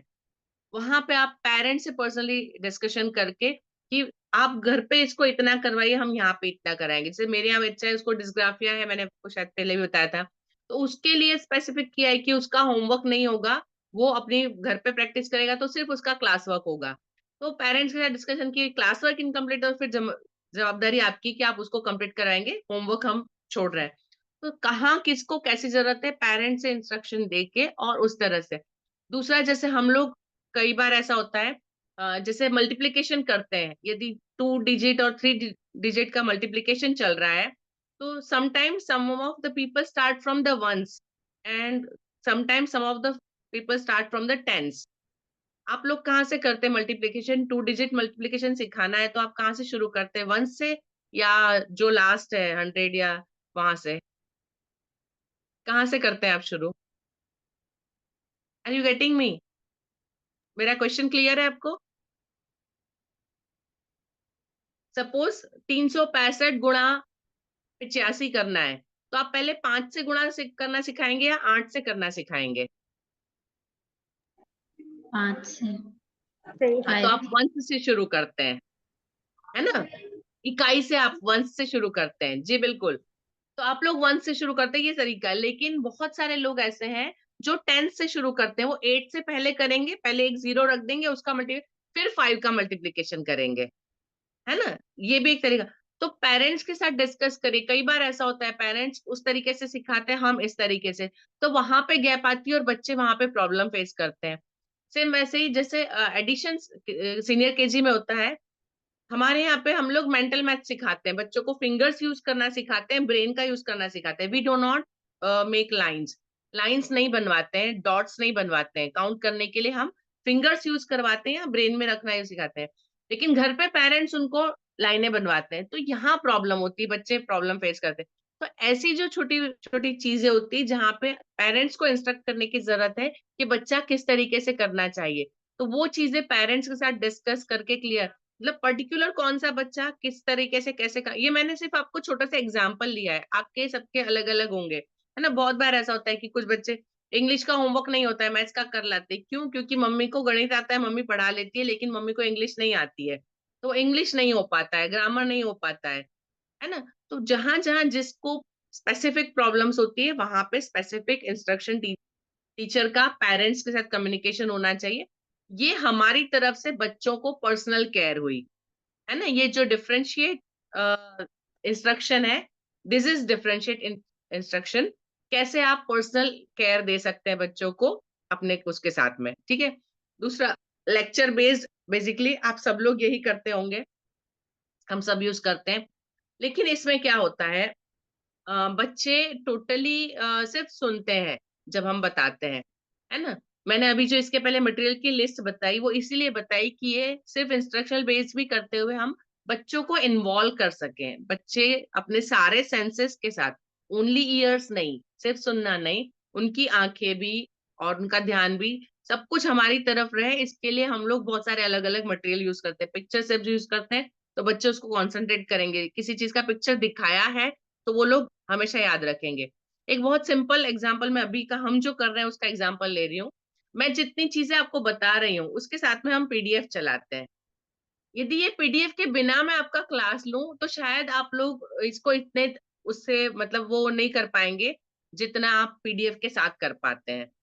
पीडीएफ है, सामने पिक्चर्स दिख रहे हैं, आपको लिखा हुआ दिख रहा है, तो आपके दिमाग में ये चीजें छप जाती है, इजी हो जाता है। फिर कभी जब आएगा तो तुरंत ये पिक्चर सामने आएगा तो what ever I have told, मैंने जितनी चीजें बताई है वो इसके साथ में आपके दिमाग में आएगी, है ना। तो ये प्रैक्टिकल एक आपको एग्जाम्पल दे रही थी। ये ना हो, इसको बंद कर दें हम, और यदि मैं 10 मिनट आपसे बात करूं तो फिर कुछ चीजें होगी जो आपके ब्रेन में नहीं रहेगी, उसको रिवाइज करने के लिए थोड़ा सा मुश्किल होगा। लेकिन जब ये पीडीएफ है, जब मैं आपको शेयर करूंगी, आप 15 दिन बाद भी, महीने भर बाद भी यदि उसको फोन में खोल के देखेंगे तो आप उसको तुरंत रिवाइज कर लेंगे कि हाँ ये बात हुई थी, इस वक्त ये बात हुई थी, इसके बारे में ये बताया था, ठीक है। तो ये एक इम्पैक्ट आपको प्रैक्टिकल एग्जाम्पल दिया है कि आप जब भी लेक्चर बेस्ड मेथड लेते हैं तो उसमें दूसरी चीजें कैसे यूज करेंगे। लेक्चर बेस्ड मेथड में एक चीज याद रखिए कि बच्चों के लिए उनके क्वेश्चंस पूछने का टाइम थोड़ा सा होना चाहिए जब हम बता रहे हैं। मे बी इन बिटवीन आप उनको अलाउ करिए कि वो हैंड रेज कर सके, या उनको बताइए कि लास्ट 10 मिनट्स आपके हैं, आपका अपना जो एक्सप्लेनेशन है वो पीरियड खत्म होने के 10 मिनट पहले खत्म हो जाना चाहिए। बेल बजी तब तक आपकी पढ़ाई नहीं चालू होनी चाहिए। बच्चों के लिए टाइम होना चाहिए कि यदि उनको कुछ पूछना है, उनको कुछ जानना है, उनको कुछ बताना है। आपने कुछ बताया, मैं हिस्ट्री पढ़ाती हूँ बहुत सारी बार, जब वो मतलब मुगल एरा आर्किटेक्चर, तो बहुत सारे नाम आते हैं उसके अंदर, कुतुब मीनार हो गया, ताजमहल हो गया, बहुत सारे नाम आते हैं। तो बच्चे तुरंत, मैडम मैं गया हूँ, मैंने देखा है, फिर उनको बहुत उत्साह होता है कि मैंने ये देखा, मैंने वो देखा, वहां ये ऐसा है। तो उनके पास बहुत सारी बातें होती, तो उन बातों को सुनने के लिए कई बार ऐसा होता है कि जो प्रैक्टिकली उन्होंने देखा है शायद वो कुछ ऐसी बात बताए जो हमको नहीं पता। और जब कोई एक बच्चा कोई एक बात बोलता है तो बाकी सारे बच्चे उसको ध्यान से सुनेंगे, है ना, उनका पूरा उस पे ध्यान रहेगा। तो बच्चों को थोड़ा सा मौका दीजिए जब भी लेक्चर बेस्ड है कि उनके क्वेश्चन का टाइम, या तो आप उनसे क्वेश्चन पूछे और जवाब दे, या वो क्वेश्चन पूछे और उनके जवाब मिले, या आपस में डिस्कशन करें, ठीक है। कई बार ऐसा होता है कि हम क्लास में एक्सप्लेन कर दिया, उसके बाद हमारा खत्म हो गया हमारे लिए। एक्चुअली हमारे पास भी मजबूरी है कि टाइम लिमिटेड होता है, सिलेबस खत्म करना होता है, तो हम एक चीज को एक बार या दूसरी बार शायद थोड़ा सा रिवाइज करवा दे, उससे ज्यादा पॉसिबिलिटी नहीं होती। लेकिन यदि बच्चे को उसके बाद नहीं समझ आया और उसको फिर से देखना है तो बहुत सारे आजकल तो ऑनलाइन भी हर एक टॉपिक के वीडियोस वगैरह अवेलेबल होते हैं, है ना। तो यदि कोई ऐसी लिंक है या कुछ है तो बच्चों को बता के रखिए कि मैंने ये समझा दिया, लेकिन इसको और ज्यादा डिटेल में यदि आपको जानना है तो आप इस लिंक पे जा सकते हैं, आप इस पे देख सकते हैं। जैसे मैंने आपको अभी एक बताया कि भाई जनगण मन यूट्यूब के ऊपर अवेलेबल है ना। डेफिनेटली आप में से काफी लोग होंगे जो आज सर्च करेंगे, क्योंकि मैं यदि ऐसे बोल देती कि हमने बजाया, कहाँ से नहीं बताया, तो आपके लिए भी शायद मुश्किल। आप यदि मैं बता रही हूँ तो आप उसको सर्च कर पाएंगे, आगे जा सकते हैं। तो ऐसी चीजें जिस मतलब आप जो पढ़ा रहे हैं उससे रिलेटेड यदि कुछ अवेलेबल है जिसको बच्चे वीडियो के थ्रू देख सकते हैं, बहुत सारी ऐसी चीजें मैं अपना जो नेक्स्ट टेक्नोलॉजी बेस्ड लर्निंग में उसमें बता रही हूँ। तो उन चीजों को यदि बच्चे एक्सेस कर सकते हैं तो उनके लिए बहुत अच्छा है। जो आपका सिखाया हुआ है वो रिवाइज हो सकता है, ठीक है। पिक्चर्स का यूज करना है। इसके अलावा बच्चों को अपने नोट्स बनाने देना या उनको अंडरलाइन वगैरह करने देना। मेरे क्लास के अंदर बच्चों को जब भी पढ़ने बैठते हैं, क्योंकि ऐसे इतना लेंदी सब्जेक्ट होता है, मैं उनको हमेशा बोलती हूँ आपके हाथ में या तो जो हाइलाइटर या पेंसिल जरूर होना चाहिए, ठीक है, क्योंकि बहुत सारे वर्ड्स ऐसे होते हैं, उसके बहुत सारे कुछ अलग मीनिंग होते हैं, कुछ अलग यूज होता है, या कोई स्पेसिफिक चीज मैं बता रही हूँ तो बच्चे उसके साथ में नोट कर सकते हैं, बच्चे उसको हाईलाइट कर सकते हैं। तो ये इससे क्या होता है, जब क्योंकि वो आपको सुन रहे हैं, बुक के अंदर पढ़ रहे हैं, प्लस यदि वो हाथ में लेके उसी को कर रहे हैं तो वो लॉन्ग टर्म के लिए उनके मेमोरी में चला जाता है ना। डूडलिंग कर रहे हैं तो मैं अलाउ करती हूँ, ठीक है, आप सर्कल मारिए, उसको करिए। इससे क्या होता है, मेमोराइजेशन अच्छा होता है, कंसेप्ट क्लियर होते हैं, उनको याद रखना इजी हो जाता है। तो अपनी क्लास में बच्चों को थोड़ा सा, हमेशा जनरली टीचर्स का मैंने देखा है, चलो सब हैंड्स फोल्ड कर लो अब मैं पढ़ाऊंगी। तो यदि वो हैंड्स फोल्ड करके बैठ गया, फिजिकली बैठ गया, तो बच्चा सिर्फ सुनना बच्चों के लिए बिल्कुल पॉसिबल नहीं है कि हाथ पैर जोड़ के बैठ जाए और आपको सुने। ठीक है, तो उनको थोड़ा सा एक्टिविटी बीच बीच में आप उनसे क्लैप करवा लीजिए, हैंड्स अप करवा लीजिए, आपके टॉपिक के हिसाब से कुछ करा लीजिए, काउंट करना है, चलो सब लोग काउंट कर लो फिर बताओ। तो थोड़ा सा फिजिकल एक्सरसाइज यदि आपके लेक्चर बेस्ड मेथड में आ जाती है तो बच्चे उसको ज्यादा इन्वॉल्व कर सकते हैं। ठीक है, प्लीज नेक्स्ट पे चलेंगे। नेक्स्ट है technology based learning. Technology based मतलब प्रौद्योगिकी आधारित, जहां पे आप जो भी मीडिया है हमारे आसपास अवेलेबल उसका यूज कर सकें। अच्छा, मैंने जो दो पिक्चर लिए हैं, आप लोग पहचान रहे हैं ये पिक्चर कौन से हैं? कोई बताएगा मुझे? यदि आप में से कोई कार्टून चैनल देखने का इंटरेस्टेड है तो बता सकते हैं। मैम एक डोरेमोन कार्टून है जी, और ये एक और, ये पता नहीं ये कौन सा है। ये एक तो देखा है डोरेमोन कार्टून और एक नहीं आ रहा पहचान। ओके। दूसरा है फिनियस एंड फर्ब्स। ये इंग्लिश में आता है, इसका हिंदी ट्रांसलेशन भी आता है। ठीक है, डोरेमोन मतलब मैं बच्चों को बहुत सारे एग्जाम्पल देती हूँ इसमें से। आप ये समझिए, मेरा बेटा मतलब उसने जितना देखा होगा कार्टून, उतना उसके साथ पूरा मैंने देखा है। मैंने पूरा उसका बचपन उसके साथ मैंने भी जिया है। आज की तारीख में भी वो इंग्लिश मूवीज देखता है, वो मुझे चलो मम्मी मूवी देखे, हम दोनों मिलके बैठ के देखते हैं। क्या होता है, आप जब उनके साथ बैठते हैं, उनको देखते हैं, बच्चे जो देख रहे हैं उसको जब आप देखते हैं तो आप उसको समझ सकते हैं। ये जो डोरेमोन है, बेसिकली मुझे मतलब कुछ लोग ऐसे बोलते हैं कि डोरेमोन के अंदर जो ये नोबिता बताया है, नोबिता एक ऐसा, मतलब जो कैरेक्टर, मेन कैरेक्टर नोबिता है, वो ऐसा है, वो पढ़ता नहीं है, कमजोर है, उसको याद नहीं रहता, वो गलतियां करता है ना, और वो डोरेमोन के ऊपर डिपेंड रहता है। लेकिन एक्चुअली ये जिसने भी बनाया है सीरियल, वो इतना सोच समझ के इतना सही है, ये करता है गलतियां, लेकिन जो डोरेमोन है, डोरेमोन हमेशा उसको कोई नया गैजेट देता है, कोई नया तरीका बताता है। जब भी वो गैजेट देता है, हर उस गैजेट के साथ वो एक साइंस का रूल समझाता है। जब भी वो उसको गैजेट देता है, तब उसके साथ में, उसके साथ, ये जो आप पिक्चर देख रहे हैं इसके अंदर वो ट्रीज के बारे में था, ट्रीज के बारे में बताया, तो वो उसको ट्री के बारे में सारी चीजें बताता है। तो यदि बच्चे ये चीजें देखते हैं तो बेसिकली वो उसके कंसेप्ट को समझ रहे हैं, उस कंसेप्ट को सीख रहे हैं। तो यदि आपको पता है ऐसा कुछ, मैं जैसे एसएस पढ़ाती हूँ तो मैं अभी बच्चों को मतलब ट्राइबल पीपल, उनके बारे में पूरे 2 चैप्टर थे, तो मैंने उनको बताया कि आपने आरआरआर मूवी आई थी, आपने देखी है? तो बच्चे बताते हैं कि हाँ देखी, जिन्होंने देखी, तो हम उनको बहुत इजीली कि ट्राइब्स क्या होती है, किस तरह से होती है। आप में से किसी ने देखी है आरआरआर? Yes ma'am. जी, यदि आपने देखी तो आप बहुत अच्छे से समझ पाएंगे कि अंग्रेज लोग थे, वो किस तरह के जुल्म करते थे, सिस्टम कैसा था, समाज का सिस्टम कैसा था, और ट्राइबल लोग कैसे थे। जिन्होंने नहीं देखी, प्लीज यदि आप लोग देख सकें तो बहुत अच्छी मूवी है। उस वक्त क्या चलता था, कैसी सिस्टम थे, और उसको कैसे वो ट्राइबल पीपल क्यों उनको डिनोटिफाइड मतलब नोटिफाइड किया गया, उनका क्यों एक्ट बना, किस तरह की एक्टिविटीज थी, और हकीकत में उनकी कितनी गलती थी, या ब्रिटिशर्स ने क्या सही किया क्या गलत। तो आप एग्जाम्पल देते हैं तो आप इसका मीडिया का यूज करिए, बहुत सारी चीजें रेडीमेड अवेलेबल होती है। एक और मैं चीज बोलती हूँ, 6 और 7 स्टैंडर्ड को पेरेंट की टीचर मीटिंग में मैंने पेरेंट से रिक्वेस्ट किया था कि एक यूट्यूब के ऊपर सीरियल है सुराज्य संहिता, सुराज्य संहिता करके यूट्यूब पे 13 भाग है इसके, 13 एपिसोड्स हैं। इसमें शुरुआत जो होती है वो शुरुआत का जो पहला वाला है वहां से शुरुआत होती है कि गोत्र क्या होता है। हम जिसको गोत्र बोलते हैं, हम लोगों को इसकी कंसेप्ट नहीं पता, लेकिन जब आप ये सीरियल देखेंगे तो आप समझ पाएंगे कि गोत्र क्या होते हैं, क्यों एक गोत्र में शादी नहीं होती, बेसिकली गोत्र शुरू कहाँ से हुआ, है ना। वहां से कंसेप्ट शुरू होती है, उसको लेके इसमें सारा गुप्ता पीरियड, पूरा मुगल लोगों का, चाणक्य का, पूरा सब कुछ, बहुत सारी चीजें। तो उस वक्त लोग कैसे रहते थे, क्या चीजें सोचते थे, तो जितना इतिहास हम 6 से लेके 8 9 तक पढ़ाते हैं, वो सारा इतिहास इन 13 एपिसोड के अंदर कवर हो जाता है। तो जिन बच्चों ने देखा ये सीरियल के 2 3 भी एपिसोड देख लिए, वो क्लास में बहुत सारे, यस मैम आपने जो पढ़ाया हमने वो देखा actually.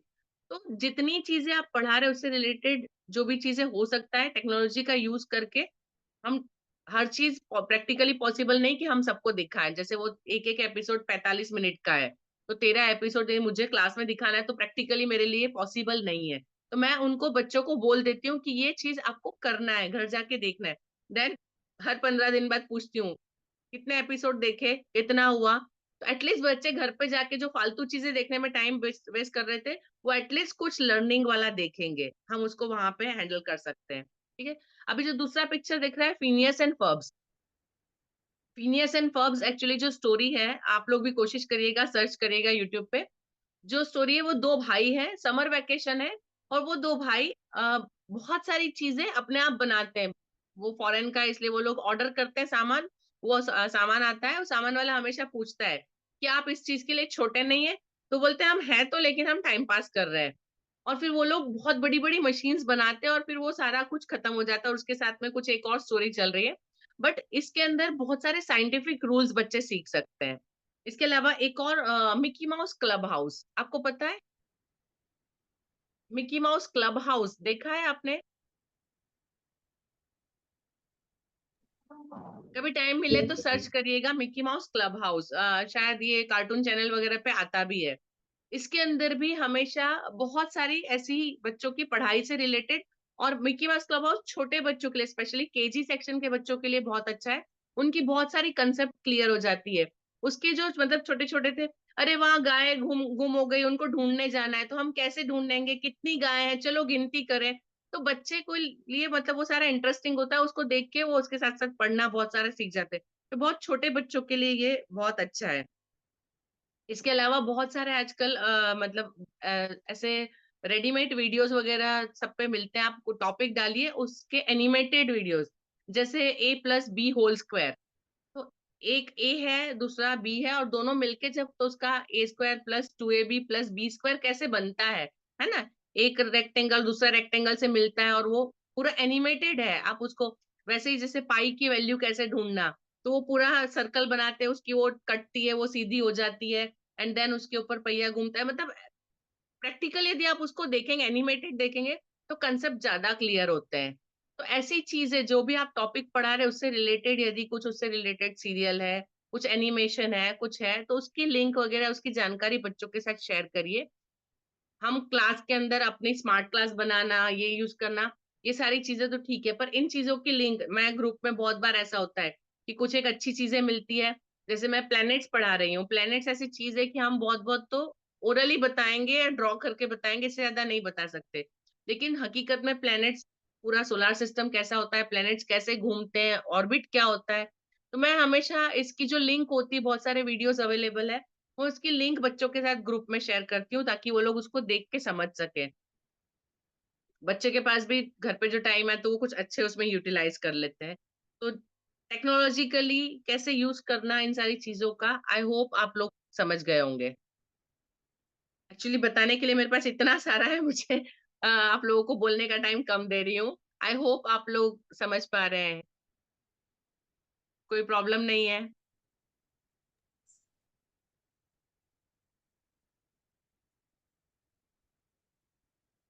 Neeraj ji please next पे चलिए। इसके बाद है group learning and individual learning. According to your topic, यदि आप कोई ग्रुप एक्टिविटी दे सकते हैं तो आप ग्रुप एक्टिविटी दीजिए। आजकल कॉलेजेस के अंदर बहुत ज्यादा ग्रुप एक्टिविटी मिलती है ना। पूरे ग्रुप को एक कोई टास्क दिया जाता है, उनको कंप्लीट करना होता है। हम स्कूल के अंदर भी ये काम कर सकते हैं। ग्रुप एक्टिविटी कोशिश करिए, जैसे सपोज हिंदी पढ़ा रहे हैं आप, है ना, तो एक ग्रुप बनाइए कि आपको कवियों के बारे में जानकारी इकट्ठी करना है। अभी उसमें एक बच्चा कोई इन्फॉर्मेशन निकाल के लाएगा, दूसरा बच्चा उसके प्रिंट आउट निकालेगा, तीसरा बच्चा उसको कंप्लीट करके उसको डेकोरेटिव चार्ट के ऊपर लगा के लाएगा। तो वो पूरा ग्रुप अपने आप डिसाइड करे कि उनको क्या काम करना है। दूसरे ग्रुप को भाई आप लेखकों के बारे में लेके आइए, आप इस टॉपिक के ऊपर कुछ टीएलएम बना के लाइए। आप मतलब अलग अलग एक्टिविटी इस तरह से प्रोजेक्ट वर्क बच्चों को दे सकते हैं, जिसको जो आता है अपने हिसाब से बच्चे काम बांट सकते हैं, कर सकते हैं। इससे क्या होता है, जब एक ही चीज को बहुत सारे लोग मिलके करते हैं तो उसके आपस में डिस्कशन होता है, नहीं नहीं ये सही है, ये गलत है, ये ऐसे होना चाहिए।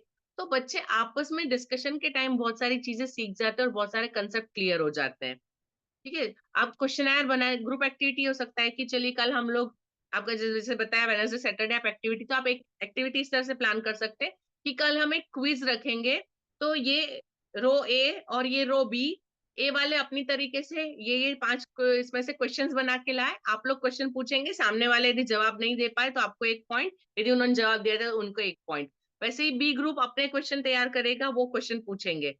इससे क्या होगा, टोटली रिवीजन बच्चों का हो जाएगा, क्योंकि उनको पूछना है, सामने वाली पार्टी को हराना है, तो वो अपनी तरीके से उस पूरी चीज को पढ़ लेंगे, वो सारी चीजें लर्न कर लेंगे। आपका एम खत्म, वो खेले कैसा भी खेले, कोई भी जीतते उससे फर्क नहीं पड़ता। हमारा एम था कि बच्चे उसको रिवाइज कर ले, उसको तैयार कर ले। तो आप इस तरह की एक्टिविटी, ग्रुप एक्टिविटीज प्लान कर सकते हैं। क्विज वो लोग करे, वॉट एवर वे, ये आपके टॉपिक के ऊपर डिपेंड करता है। तो आप ऐसी बहुत सारी एक्टिविटीज प्लान कर सकते हैं। ठीक है, अभी इंडिविजुअल लर्निंग, जहाँ पे बच्चों को स्पेसिफिक जरूरत है कि पर्टिकुलर एक बच्चा, ये मैं पहले भी आपको डिस्कस कर चुकी हूँ डिफरेंशिएट लर्निंग में, कि किस बच्चे को किसकी क्या जरूरत है।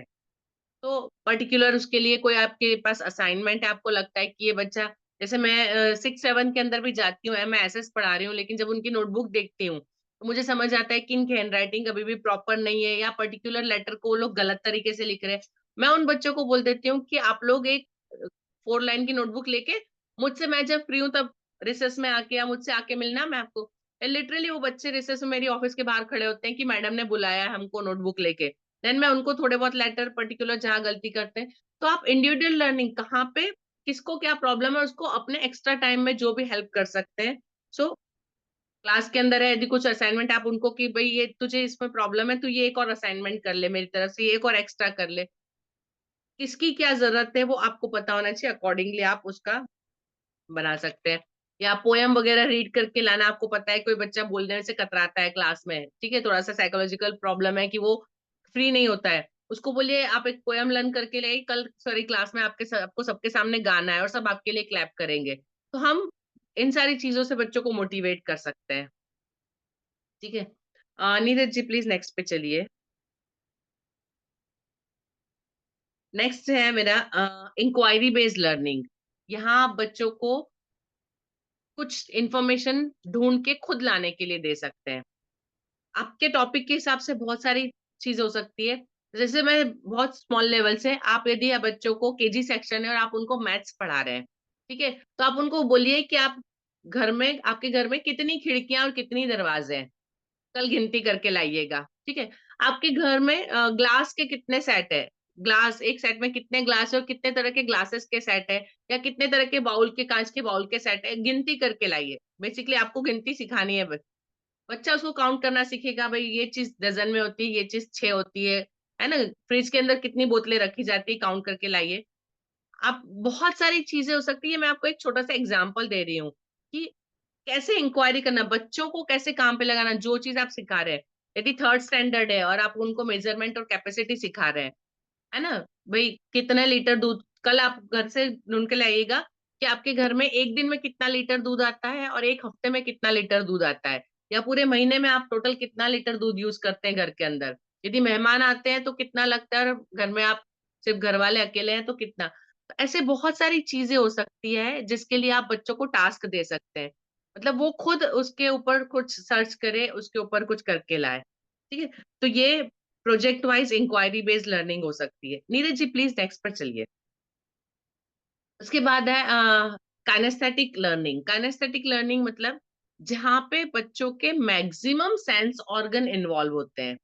बच्चे सिर्फ सुनते नहीं है, देखते भी हैं, फिजिकली करते भी हैं, है ना। तो जितना पॉसिबल हो सके कि बच्चे अपने ज्यादा से ज्यादा सेंस ऑर्गन उसमें इन्वॉल्व करें। जैसे मैंने बताया कि जब मैं बोलती हूँ तो मैं उनको डूडलिंग करने देती हूँ, मैं पेंसिल हाथ में रख के बैठे हाइलाइटर। तो उसके अलावा बच्चे और क्या क्या कर सकते हैं, ऐसा टोल कि जब गिनती करवाए सबको बोलिए कि सब लोग काउंट करें। जितना ज्यादा इन्वॉल्वमेंट होगा उनके सारे बॉडी पार्ट्स का, उतना ज्यादा इम्पैक्ट अच्छा होता है। और इससे होता ये है कि बच्चा यदि गिनती करने में काउंट है तो दूसरे से बात नहीं करेगा, आपकी क्लास को डिस्टर्ब नहीं करेगा। ठीक है, तो कुछ ड्राइंग एक्टिविटी या कुछ फिजिकल एक्टिविटी या कुछ मेंटल एक्टिविटी दे दीजिए, या आप उनको कि भाई ये हाथ पीछे करके बैठता है, आपको सिर्फ ये, मतलब आपकी क्लास के हिसाब के, आपके टॉपिक के हिसाब से आप बहुत सारी चीजें बदल सकते हैं। कुछ गेम वगैरह ऐसा दे दीजिए कि जिसने खत्म कर लिया है उसको अपना हाथ ऊपर कर लेना है, या उसको यहाँ जाके खड़ा जाना है, या ये काम करना है। So many things can be done. तो वहां पे क्या होगा, जब बच्चे फिजिकली इन्वॉल्व हो जाएंगे तो वो लर्निंग उनके लिए इजी हो जाता है। अ, जब तक मतलब बच्चा बोलता नहीं है, खुलता नहीं है, तब तक उसने क्या समझा हमको भी पता नहीं चलता है। तो जब हम बता रहे हैं तो उनके उनसे क्वेश्चन पूछिए और उनको बताने दीजिए, खड़े होके आंसर करिए। उससे क्या होगा, एक मतलब वो जो कंटिन्यूस एक जैसे बैठा है वो खड़े होके, तो वो एक कंटिन्यूटी उसकी टूटती है, तो वो अटेंटिव हो जाता है। तो बहुत सारे अलग अलग चीजें हैं। मैं कुछ और एक नेक्स्ट आपको गेम बता रही हूँ। नेक्स्ट पे चलिए, कुछ गेम बेस्ड, तो वो ऐसे गेम्स है कि आप क्लास के अंदर बच्चों को एक्टिव रखने के लिए यूज कर सकते हैं। ठीक है, मैं कुछ 6-7 गेम लेके आई हूँ। मैं चाहती हूँ आप सब भी मेरे साथ खेलें। सब लोग रेडी हैं?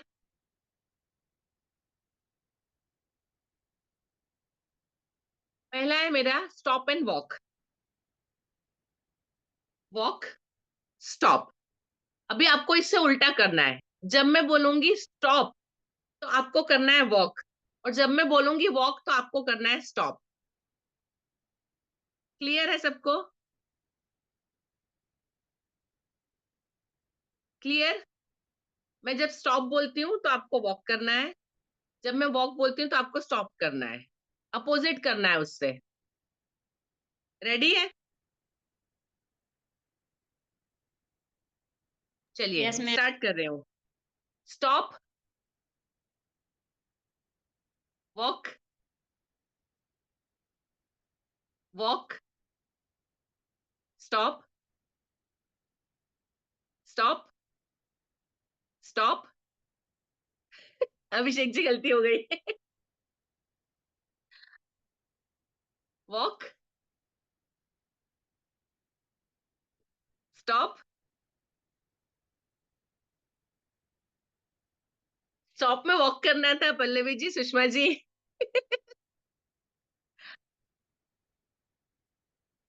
ठीक है, आई होप आप लोगों को समझ आ गया।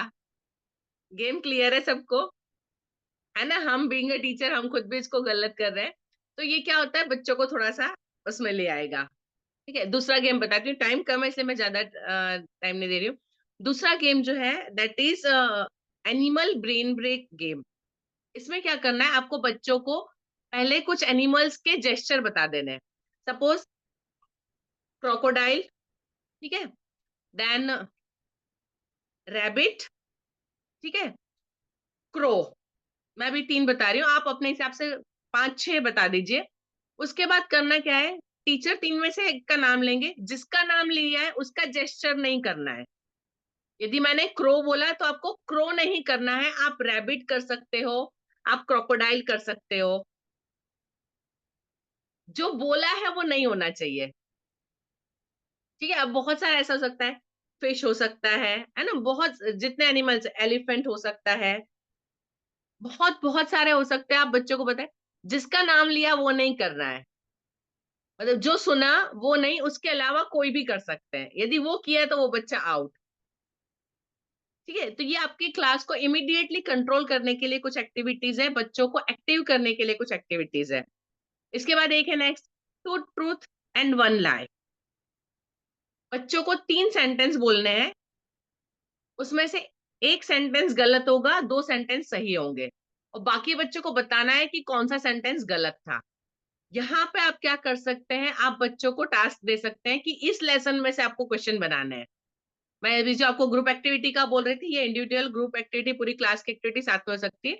बच्चों को बताइए कि ये 2 टॉपिक्स हैं, इस 2 टॉपिक में से आपको क्वेश्चन पूछना है और बाकी बच्चे इसमें से बताएंगे कि इसमें से गलत क्या है। आपका जो भी टॉपिक है उससे रिलेटेड बच्चा 3 बातें बोलेगा और किसी एक ने जो बात बोल ली है किसी दूसरे को वो क्वेश्चन रिपीट नहीं करना है, हर एक को अपने आप तरफ से अलग क्वेश्चन बनाने हैं। इससे होगा क्या, आपका जो चैप्टर है वो सारे बच्चे पूरी तरह से कर लेंगे, क्योंकि किसी और ने वो क्वेश्चन बना लिया तो उनको वो चीज नहीं लेना है, तो उनको नया कुछ सोचना है, तो वो थॉरोली उस चीज को पढ़ेंगे, थॉरोली इसके अंदर जाएंगे। ये थोड़े बड़े बच्चे उनके साथ बहुत अच्छे से हो सकता है जिनका चैप्टर्स लंबे हैं, बहुत सारी चीजें हैं, बहुत सारी बातें हैं, तो उसके ऊपर से। या आप ग्रामर कर रहे हैं तो ग्रामर में बच्चे अलग अलग सेंटेंस बना के, है ना, उसका यूज करके बहुत अलग तरीके से इसको यूज किया जाता है। आप साइंस पढ़ा रहे हैं तो उसके रूल्स एंड रेगुलेशन, आपका जो टॉपिक है उसके हिसाब से कि ये ऐसा होता है ये नहीं होता है। तो 2 ट्रूथ एंड 1 लाई प्रैक्टिकली करके देखिएगा, बहुत सारा मतलब बच्चों को मजा भी आएगा और बहुत सारे बच्चे इन्वॉल्व हो जाते हैं और बहुत सारी चीजें सीख जाते हैं इस बहाने से। ठीक है। उसके बाद एक है नेम गेम, ये बच्चों को थोड़ा सा अपना कॉन्फिडेंस बढ़ाने के लिए, उनका वोकेबलरी बढ़ाने के लिए बहुत अच्छा गेम है। जैसे बच्चे अपने नाम के हिसाब से कुछ पॉजिटिव वर्ड्स ढूंढ के लाएंगे।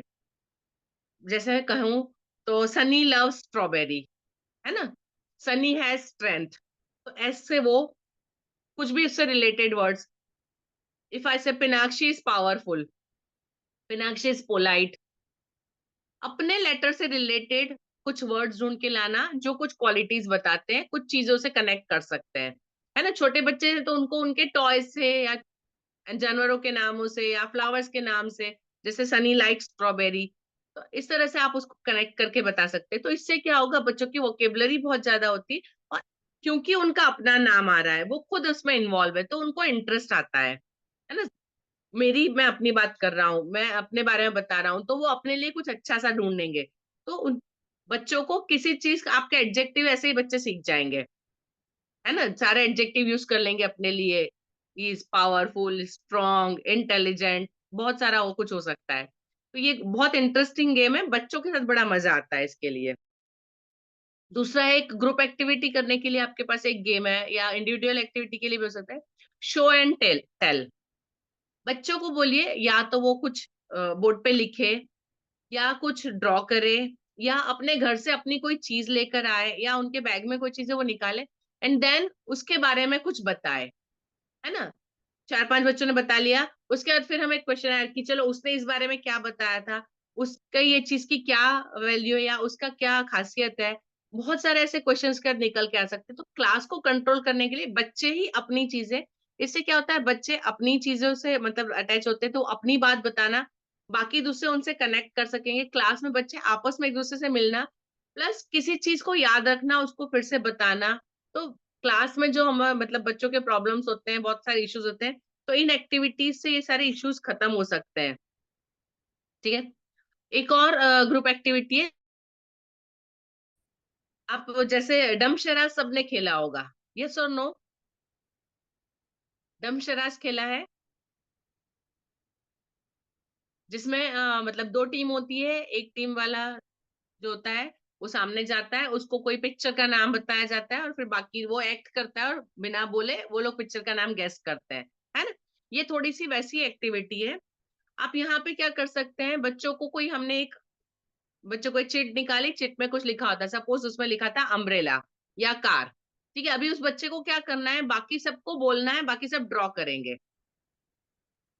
वो बच्चा बताएगा कि मेरा जो ऑब्जेक्ट है उसको ड्रॉ करने के लिए आप एक काम करिए, एक सर्कल बनाइए। ठीक है, उसके आगे एक लाइन खींचिए सेंटर से, फिर उसके आगे दूसरा सर्कल बनाइए। अब इन दोनों सर्कल के बाहर से 2 लाइन करिए, फिर उनको ऊपर से हाफ सर्कल कर दीजिए, बीच में से आधा करिए। मतलब इस तरह से वो इंस्ट्रक्शन दे के एक पिक्चर बनवाएगा। बाकी बच्चे देन दे विल रिकॉग्नाइज कि हाँ ये तो कार बनी है, वो बस अम्ब्रेला है। वो बोलेगा एक हाफ सर्कल बनाओ, फिर हाफ सर्कल के नीचे के 2 हिस्सों को आप एक सीधी लाइन से जोड़ो। अभी हाफ सर्कल के सेंटर से 3-4 लाइन निकाल के नीचे की लाइन तक ले जाओ, नीचे एक जे बनाओ, ऊपर एक आई बनाओ, है ना, तो वो छाता बना। तो बच्चा अपनी, इससे क्या होता है, बच्चे की वोकेबलरी डेवलप होती है बच्चा अपनी चीजों को एक्सप्लेन करना, जो उसने समझा है उसको दूसरों को एक्सप्लेन कैसे करना, तो बहुत सारे नए वर्ड्स यूज करना, बहुत सारी कंसेप्ट यूज करना, बहुत सारा अपना नॉलेज उसमें लगा के फिर वो बताएगा, है ना। उसको इस चीज का नाम नहीं लेना कि आप छाता बना रहे हो, बाकी लोग ड्रॉ करने के बाद बताएंगे कि ये छाता बना है। Is that clear? पॉसिबल है आपके लिए ये क्लास में? Yes ma'am. यस और नो? ओके, उसके बाद मेमोरी गेम। मेमोरी गेम शायद आप लोग खिलाते होंगे, खिलाते हैं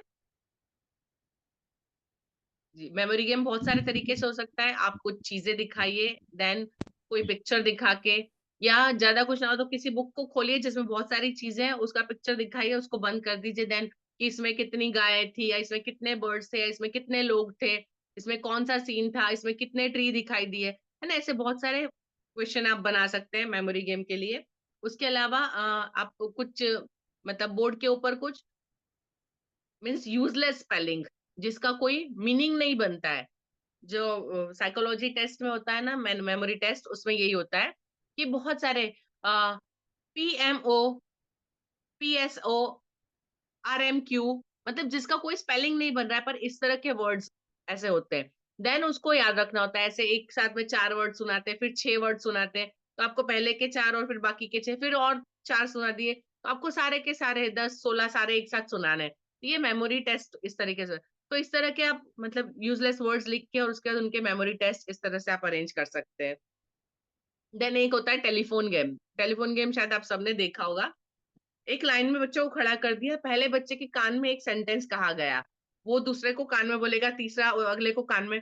तो सेंटेंस शुरू हुआ था तब कुछ और होता है, जब आखिरी में आता है तो कुछ और होता है ना, मैसेज एक जगह से दूसरे के पहुंचते। तो ये टेलीफोन गेम, तो ये बच्चे बहुत एंजॉय करते। कभी आपका क्लास यदि ऐसा लगे कि भाई बहुत बोर हो रहा है, नहीं हो रहा है, तो एक टेलीफोन गेम खेल सकते हैं कि मैंने आप ये कहा, आखिरी में सेंटेंस क्या बन के आता है उसको सुनते हैं। सेम वैसे ही एक एक्शन वाला होता है ना, कि सारे एक तरफ दिशा में खड़े हैं, पहले जो आखिरी वाला है उसको अपनी तरफ करके कोई एक एक्शन बताई, वो फिर दूसरे वाले को बुला के बताएगा ये एक्शन करो, तो आगे जाते जाते पूरी एक्शन बदल जाती है। तो इस तरह के टेलीफोन गेम हम क्लास में, जहां आपके पास प्रैक्टिकल यूज है, आप उसको कर सकते हैं। ठीक है, तो ये गेम बेस्ड लर्निंग आपको अपनी क्लास को कंट्रोल करने के लिए। अभी एक लास्ट मेरा आज का टॉपिक है, प्लीज नेक्स्ट पे चलिए, दैट इज एक्सपीडिशनरी लर्निंग। बच्चों को कहीं अभियानगत शिक्षा, बच्चों को कहीं ले जाकर कुछ बताकर प्रैक्टिकली चीजें ओरिजिनल दिखाना, है ना। आप लोग ये लोग जरूर करते होंगे। इसमें according to age, according to subject आपको उनको ले जाना चाहिए। कुछ नहीं, आप यदि प्लांट्स के बारे में पढ़ा रहे हैं तो क्लास से बाहर ले जाके, यदि आसपास कहीं पे पेड़ पौधे, तो वहां ले जाकर वो चीजें दिखाइए, वहां पे वो चीजें पढ़ाइए। ठीक है, ऐसे बहुत सारी चीजें हो सकती है जो जहां पर प्रैक्टिकली पॉसिबल हो। अभी ये आप सबको बहुत सारा पता है, मैं इसको बहुत ज्यादा डिस्कस नहीं करूंगी, but this is one important चीज। यदि एक बार आप ले गए हैं तो बच्चे उसको बहुत लंबे समय तक याद रखते हैं कि हमको ये चीज यहाँ सिखाई गई थी। आपकी लर्निंग में पॉसिबल हो जितना, आप उसको बताइएगा। ठीक है, टाइम कम है, लेकिन मैं आप सबसे सुनना चाहूंगी कि आज आपने जो सीखा, सबसे पहले आप अपनी क्लास में कौन सी चीजें यूज करने वाले हैं। और जैसे हमने लास्ट वीक किया था, हमारा इस बार भी यही कि मंडे आपको आज जितनी भी टेक्निक सीखी उसमें से कौन सी टेक्निक ट्यूसडे से सैटरडे तक आप यूज करने वाले हैं वो लिखना है, और फिर उसके बाद वो जो भी आप क्लास में यूज करते हैं उसके फोटोग्राफ या इन्फॉर्मेशन डालना है। ठीक है, जी, मेरी विंडो पे सबसे पहले भारती जैन और रोमा गुप्ता, आपसे जानना चाहूंगी। जी मैम, मैं एक तो मोबाइल वाली कराऊंगी, आपने बताई ना कि जो हम एक बच्चे के कान में बोलेंगे, और वो एक जी एक्शन वाली कराऊंगी ये। जी, जी मैम। ओके, जी आपके साथ में। रोमा, ये तो हम जी सेम रोमा जी। सेम क्लास में है। नहीं तो फिर तो आपको एक्टिविटी अलग अलग करनी पड़ेगी। ठीक है, तो डबल हो सकता है ना, 2 टीचर हो तो डबल एक्टिविटीज होना चाहिए। ठीक है, कुछ और प्लान करिएगा, बताइएगा। जी, और आज कौन सी चीज आपको नई लगी, क्या अच्छा लगा? क्या अच्छा लगा क्लास, ये नई चीज सीखने को। मैम हमें बहुत कुछ सीखने को मिला, नई नई एक्टिविटी भी बताई आपने। अच्छा लगा सीख के। कुछ नई चीजें भी बताएं कि इस तरीके से आप क्लास को मैनेज कर सकते हैं। थोड़े बच्चों को बाहर भेज दो, कुछ बच्चों को मतलब वर्क करा लो जिनका नहीं हुआ। जी जी मैम। जी Bharti ji, thank you very much. Thank Vaishali you. Raja ji. Yes ma'am, हमने सीखा है कैसे बच्चों को मोटिवेट कर सकते हैं, कैसे जी उनको डायग्राम के द्वारा सिखा सकते हैं, और नई नई जी एक्टिविटी जो हम सिखाएंगे बच्चों को। जी ठीक है। आप सबसे पहले कौन सी एक्टिविटी लेंगे आप अपनी क्लास में? मैम जो डायग्राम के द्वारा बताई हो, जो आपने गेम के द्वारा। जी यस मैम। ठीक है, thank you Vaishali ji. Poonam Sen and Surabhi Asti. Yes ma'am, जैसे हम लोग कक्षा में जाते तो उससे पहले प्लानिंग करते, जैसे कोई लेसन पढ़ाना है तो उससे अपन को क्या क्या पढ़ाना है, इससे अपन पहले। जी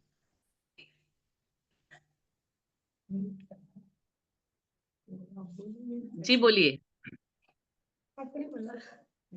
मैम कक्षा में जाने से पहले प्लानिंग बनाएंगे कि यानी हमें कौन सा पाठ पढ़ाना है, उसकी पहले से तैयारी करेंगे, फिर खेल के माध्यम से पढ़ाएंगे।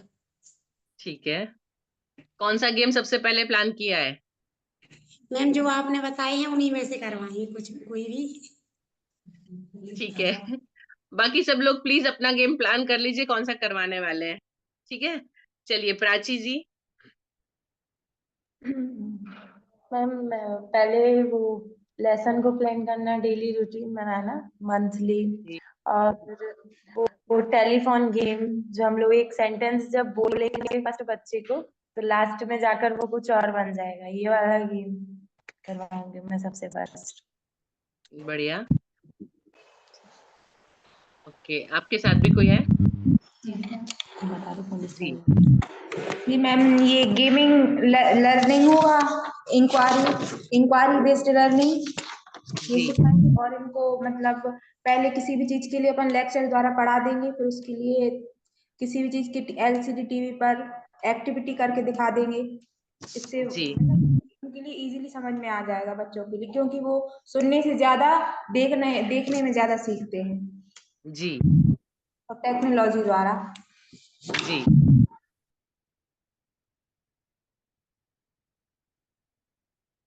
जी thank you very much. Abhishek ji. जी मैम। हेलो। जी अभिषेक जी।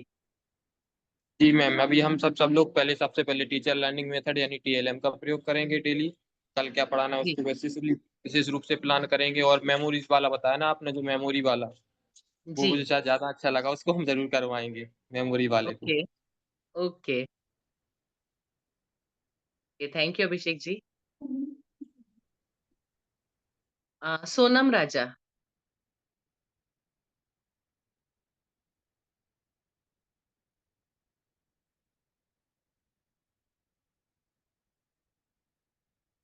सोनम जी। बोलिए। बोलिए सोनम बोले। हम पूछ रही हैं कुछ, इन तो नहीं आ गई सोनम? बोलो जो भी, हाँ ना कुछ बोलो, कुछ बोल रहे हैं।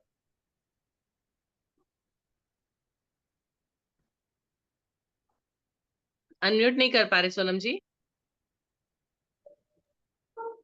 रिक्वेस्ट भेज दिए सोनम जी, आप एक्सेप्ट करो। एक पॉपअप आ रहा होगा, उस पर क्लिक करो।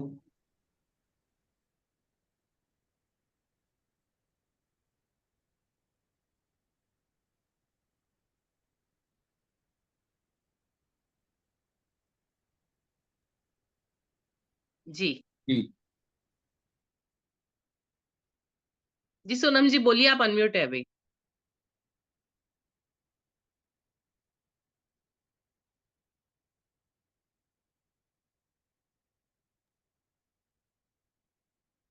शायद वो बोलने में अभी सामर्थ्य नहीं है, जी तक नेक्स्ट प्रतिभागी को हम बुला सकते हैं। जी। Anjali Jain. Anjali Jain APS Bhagwa. Yes ma'am. जी। मैम सबसे पहले हम लोग प्लानिंग करेंगे कि हमें कैसे कल पढ़ाना क्या है, उसकी हम लोग प्लानिंग करेंगे। उसके बाद गेम्स, मेमोरियल गेम्स जैसे कुछ भी हमने दिखा दिया बच्चे को। फिर उसके बाद पूछा हमने क्या क्या दिखाया, कौन सी चीज कितनी है, क्या है, ये सब। ठीक है, बढ़िया। Okay, thank you Anjali ji. Thank you ma'am. Bharti Mahobia, PCGM। Ma'am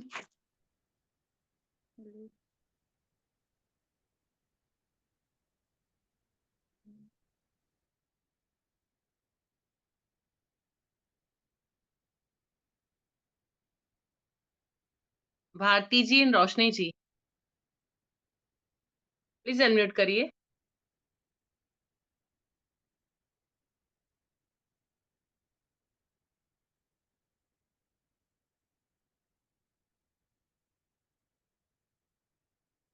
जी मैम, मैं नर्सरी क्लास को पढ़ाती हूँ।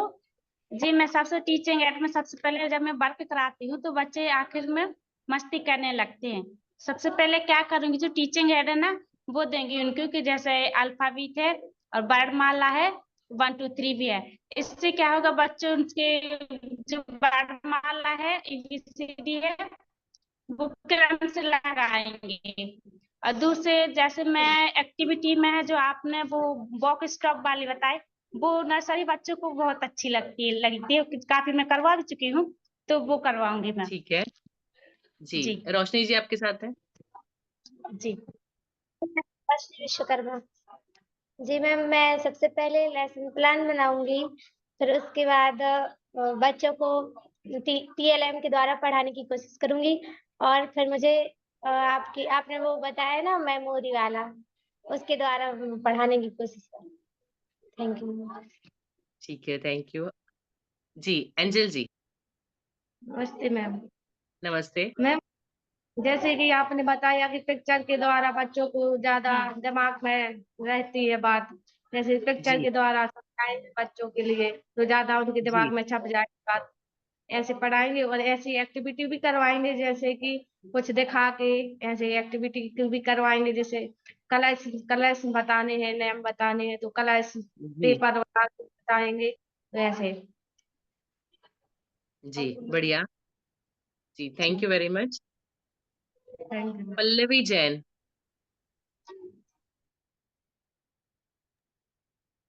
जय जिनेंद्र मैम। जय Jinendra. Thank you so much ma'am, आपने बहुत अच्छा प्रशिक्षण हम लोगों को दिया। हम लोगों को बहुत अच्छा लगा आज। मतलब कि डेली कैसे प्लानिंग करनी चाहिए, क्या क्या मटेरियल से हम लोग पढ़ा सकते हैं बच्चों को, किस किस जी बेस से उनको समझा सकते हैं, पिक्चर के माध्यम से, समूह से। बहुत अच्छा लगा मैम हम लोगों को आज। जी, पहली एक्टिविटी कौन सी प्लान की है आपने? मैम मेमोरी गेम है, टेलीफोन वाला है, वो भी मैंने बहुत जी अच्छे से प्लान किया है। ओके। जरूर कराऊंगी मैं अपनी क्लास में ये game activity. Okay, thank you Pallavi ji. Mansi Jain ji, इसके बाद सोनम राजा जी, आप रेडी रहिएगा। जी मानसी जी। जय जिनेंद्र मैम। जय जिनेंद्र। मैं सबसे पहले उनको फिजिकल एक्टिविटी करवाऊंगी और देन उसके बाद मेमोरी गेम भी करवाऊंगी। Thank you ma'am. ठीक है, ओके मानसी जी। जी सोनम जी। नमस्ते मैम। नमस्ते। जैसे आपने सबसे पहले बताया था बच्चों के गेम वगैरह में पढ़ाई कराना, तो मैं जब ज्यादातर बच्चों को जैसे अंताक्षरी मीनिंग वाली करवाती रहती हूँ, जिससे बच्चों की मीनिंग भी अच्छी रहती है। जी और जी मेमोरी वाले आपने बताए हैं गेम वगैरह, पजल से जो गेम से बच्चों को पढ़ाई। जी थैंक यू। ओके, ठीक है सोनम जी। सुषमा जैन एंड भावना सेन, आप दोनों बाकी हैं, प्लीज अनम्यूट करिए।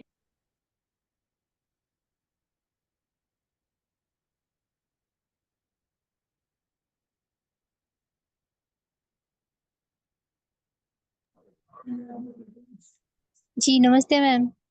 नमस्ते। मैं क्लास तो नहीं लेती हूँ, मैं तो खैर जो मैनेजमेंट देखती हूँ, लेकिन फिर भी मैं कोशिश करूंगी, टीचर को बताऊंगी कि वो लोग ये सारी एक्टिविटीज कराएं बच्चों को। Okay Sushma ji, thank you. जी भावना जी।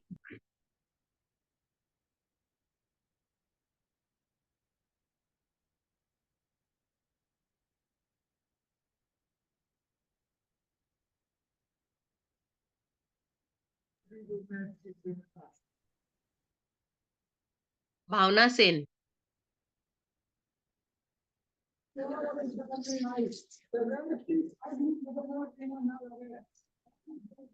भावना जी आप हमको सुन पा रही हैं?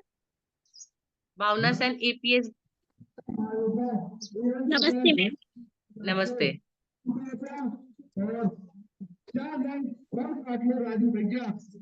टेलीफोन गेम पढ़ेंगे बच्चों को। ठीक है।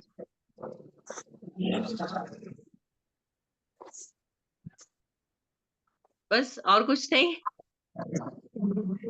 टॉपिक देंगे मैम, टॉपिक जो बच्चे कमजोर है ना उन्हें हाँ टॉपिक जी। देंगे और फिर उनसे बोलेंगे कि अलग से सारी क्लास में उन्हीं से ही पूछेंगे पहले, तो ओके बच्चे। ठीक है, बढ़िया। मुझे थोड़ा सा आश्चर्य से लगता है, मैं ऑलमोस्ट 1-1.25 घंटा हो गया, मैं कंटिन्यूअस बोल रही हूँ, मैं इतनी सारी बातें बताई, जब आप उसको बताने का चांस आता है आप 1-2 सेंटेंस में खत्म कर देते हैं, तो मुझे अपने आप पे डाउट होता है कि शायद मैं आपको प्रॉपरली बता नहीं पाई, ऐसा तो नहीं है ना? No ma'am. Okay, Rashmi ji आप कुछ बोलना चाहेंगी? रश्मि जैन अहिंसा से।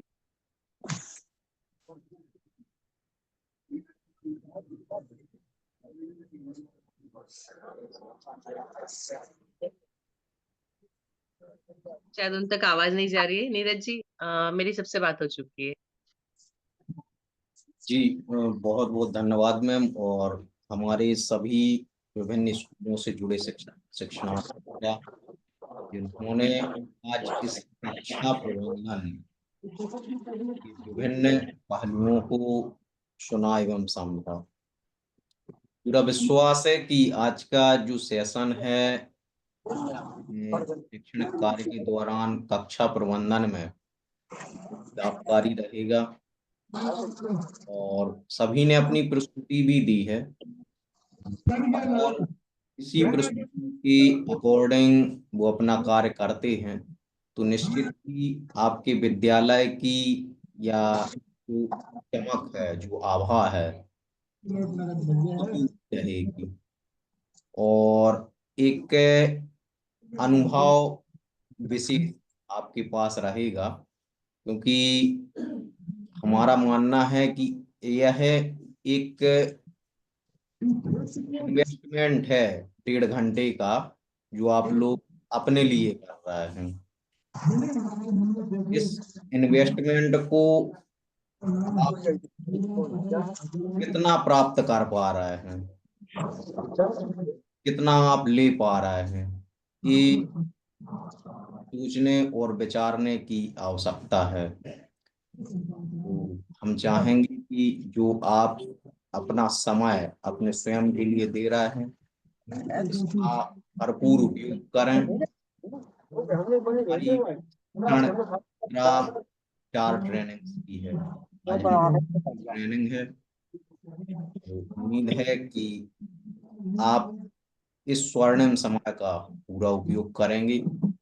इसी आशा और विश्वास के साथ हम पुनः ईश्वर की वंदना करते हुए आज के सत्र को विराम देंगे। हम आप सभी अपने दोनों हाथों को जोड़ लें, प्रार्थना एवं वंदना की मुद्रा को धारण करेंगे। पंच परमेष्टि भगवान की जय। ये सब जीव जगत के कोई कभी ना घबरावे, बैर पापे अभिमान छोड़ जग नित्य नए मंगल गावे। धर्म चर्चा वही धर्म की दुष्कृत कर हो जावे, ज्ञान चरित उन्नत कर अपना मनुज जन्म फल सब पावे। मंगल भावना के साथ आज के प्रोग्राम देते हैं। आप सभी का दिन शुभ रहे। धन्यवाद। जय जिनेंद्र। जय जिनेंद्र सभी को। बोलो। जय जिनेंद्र मैम। जय सिंह मैम।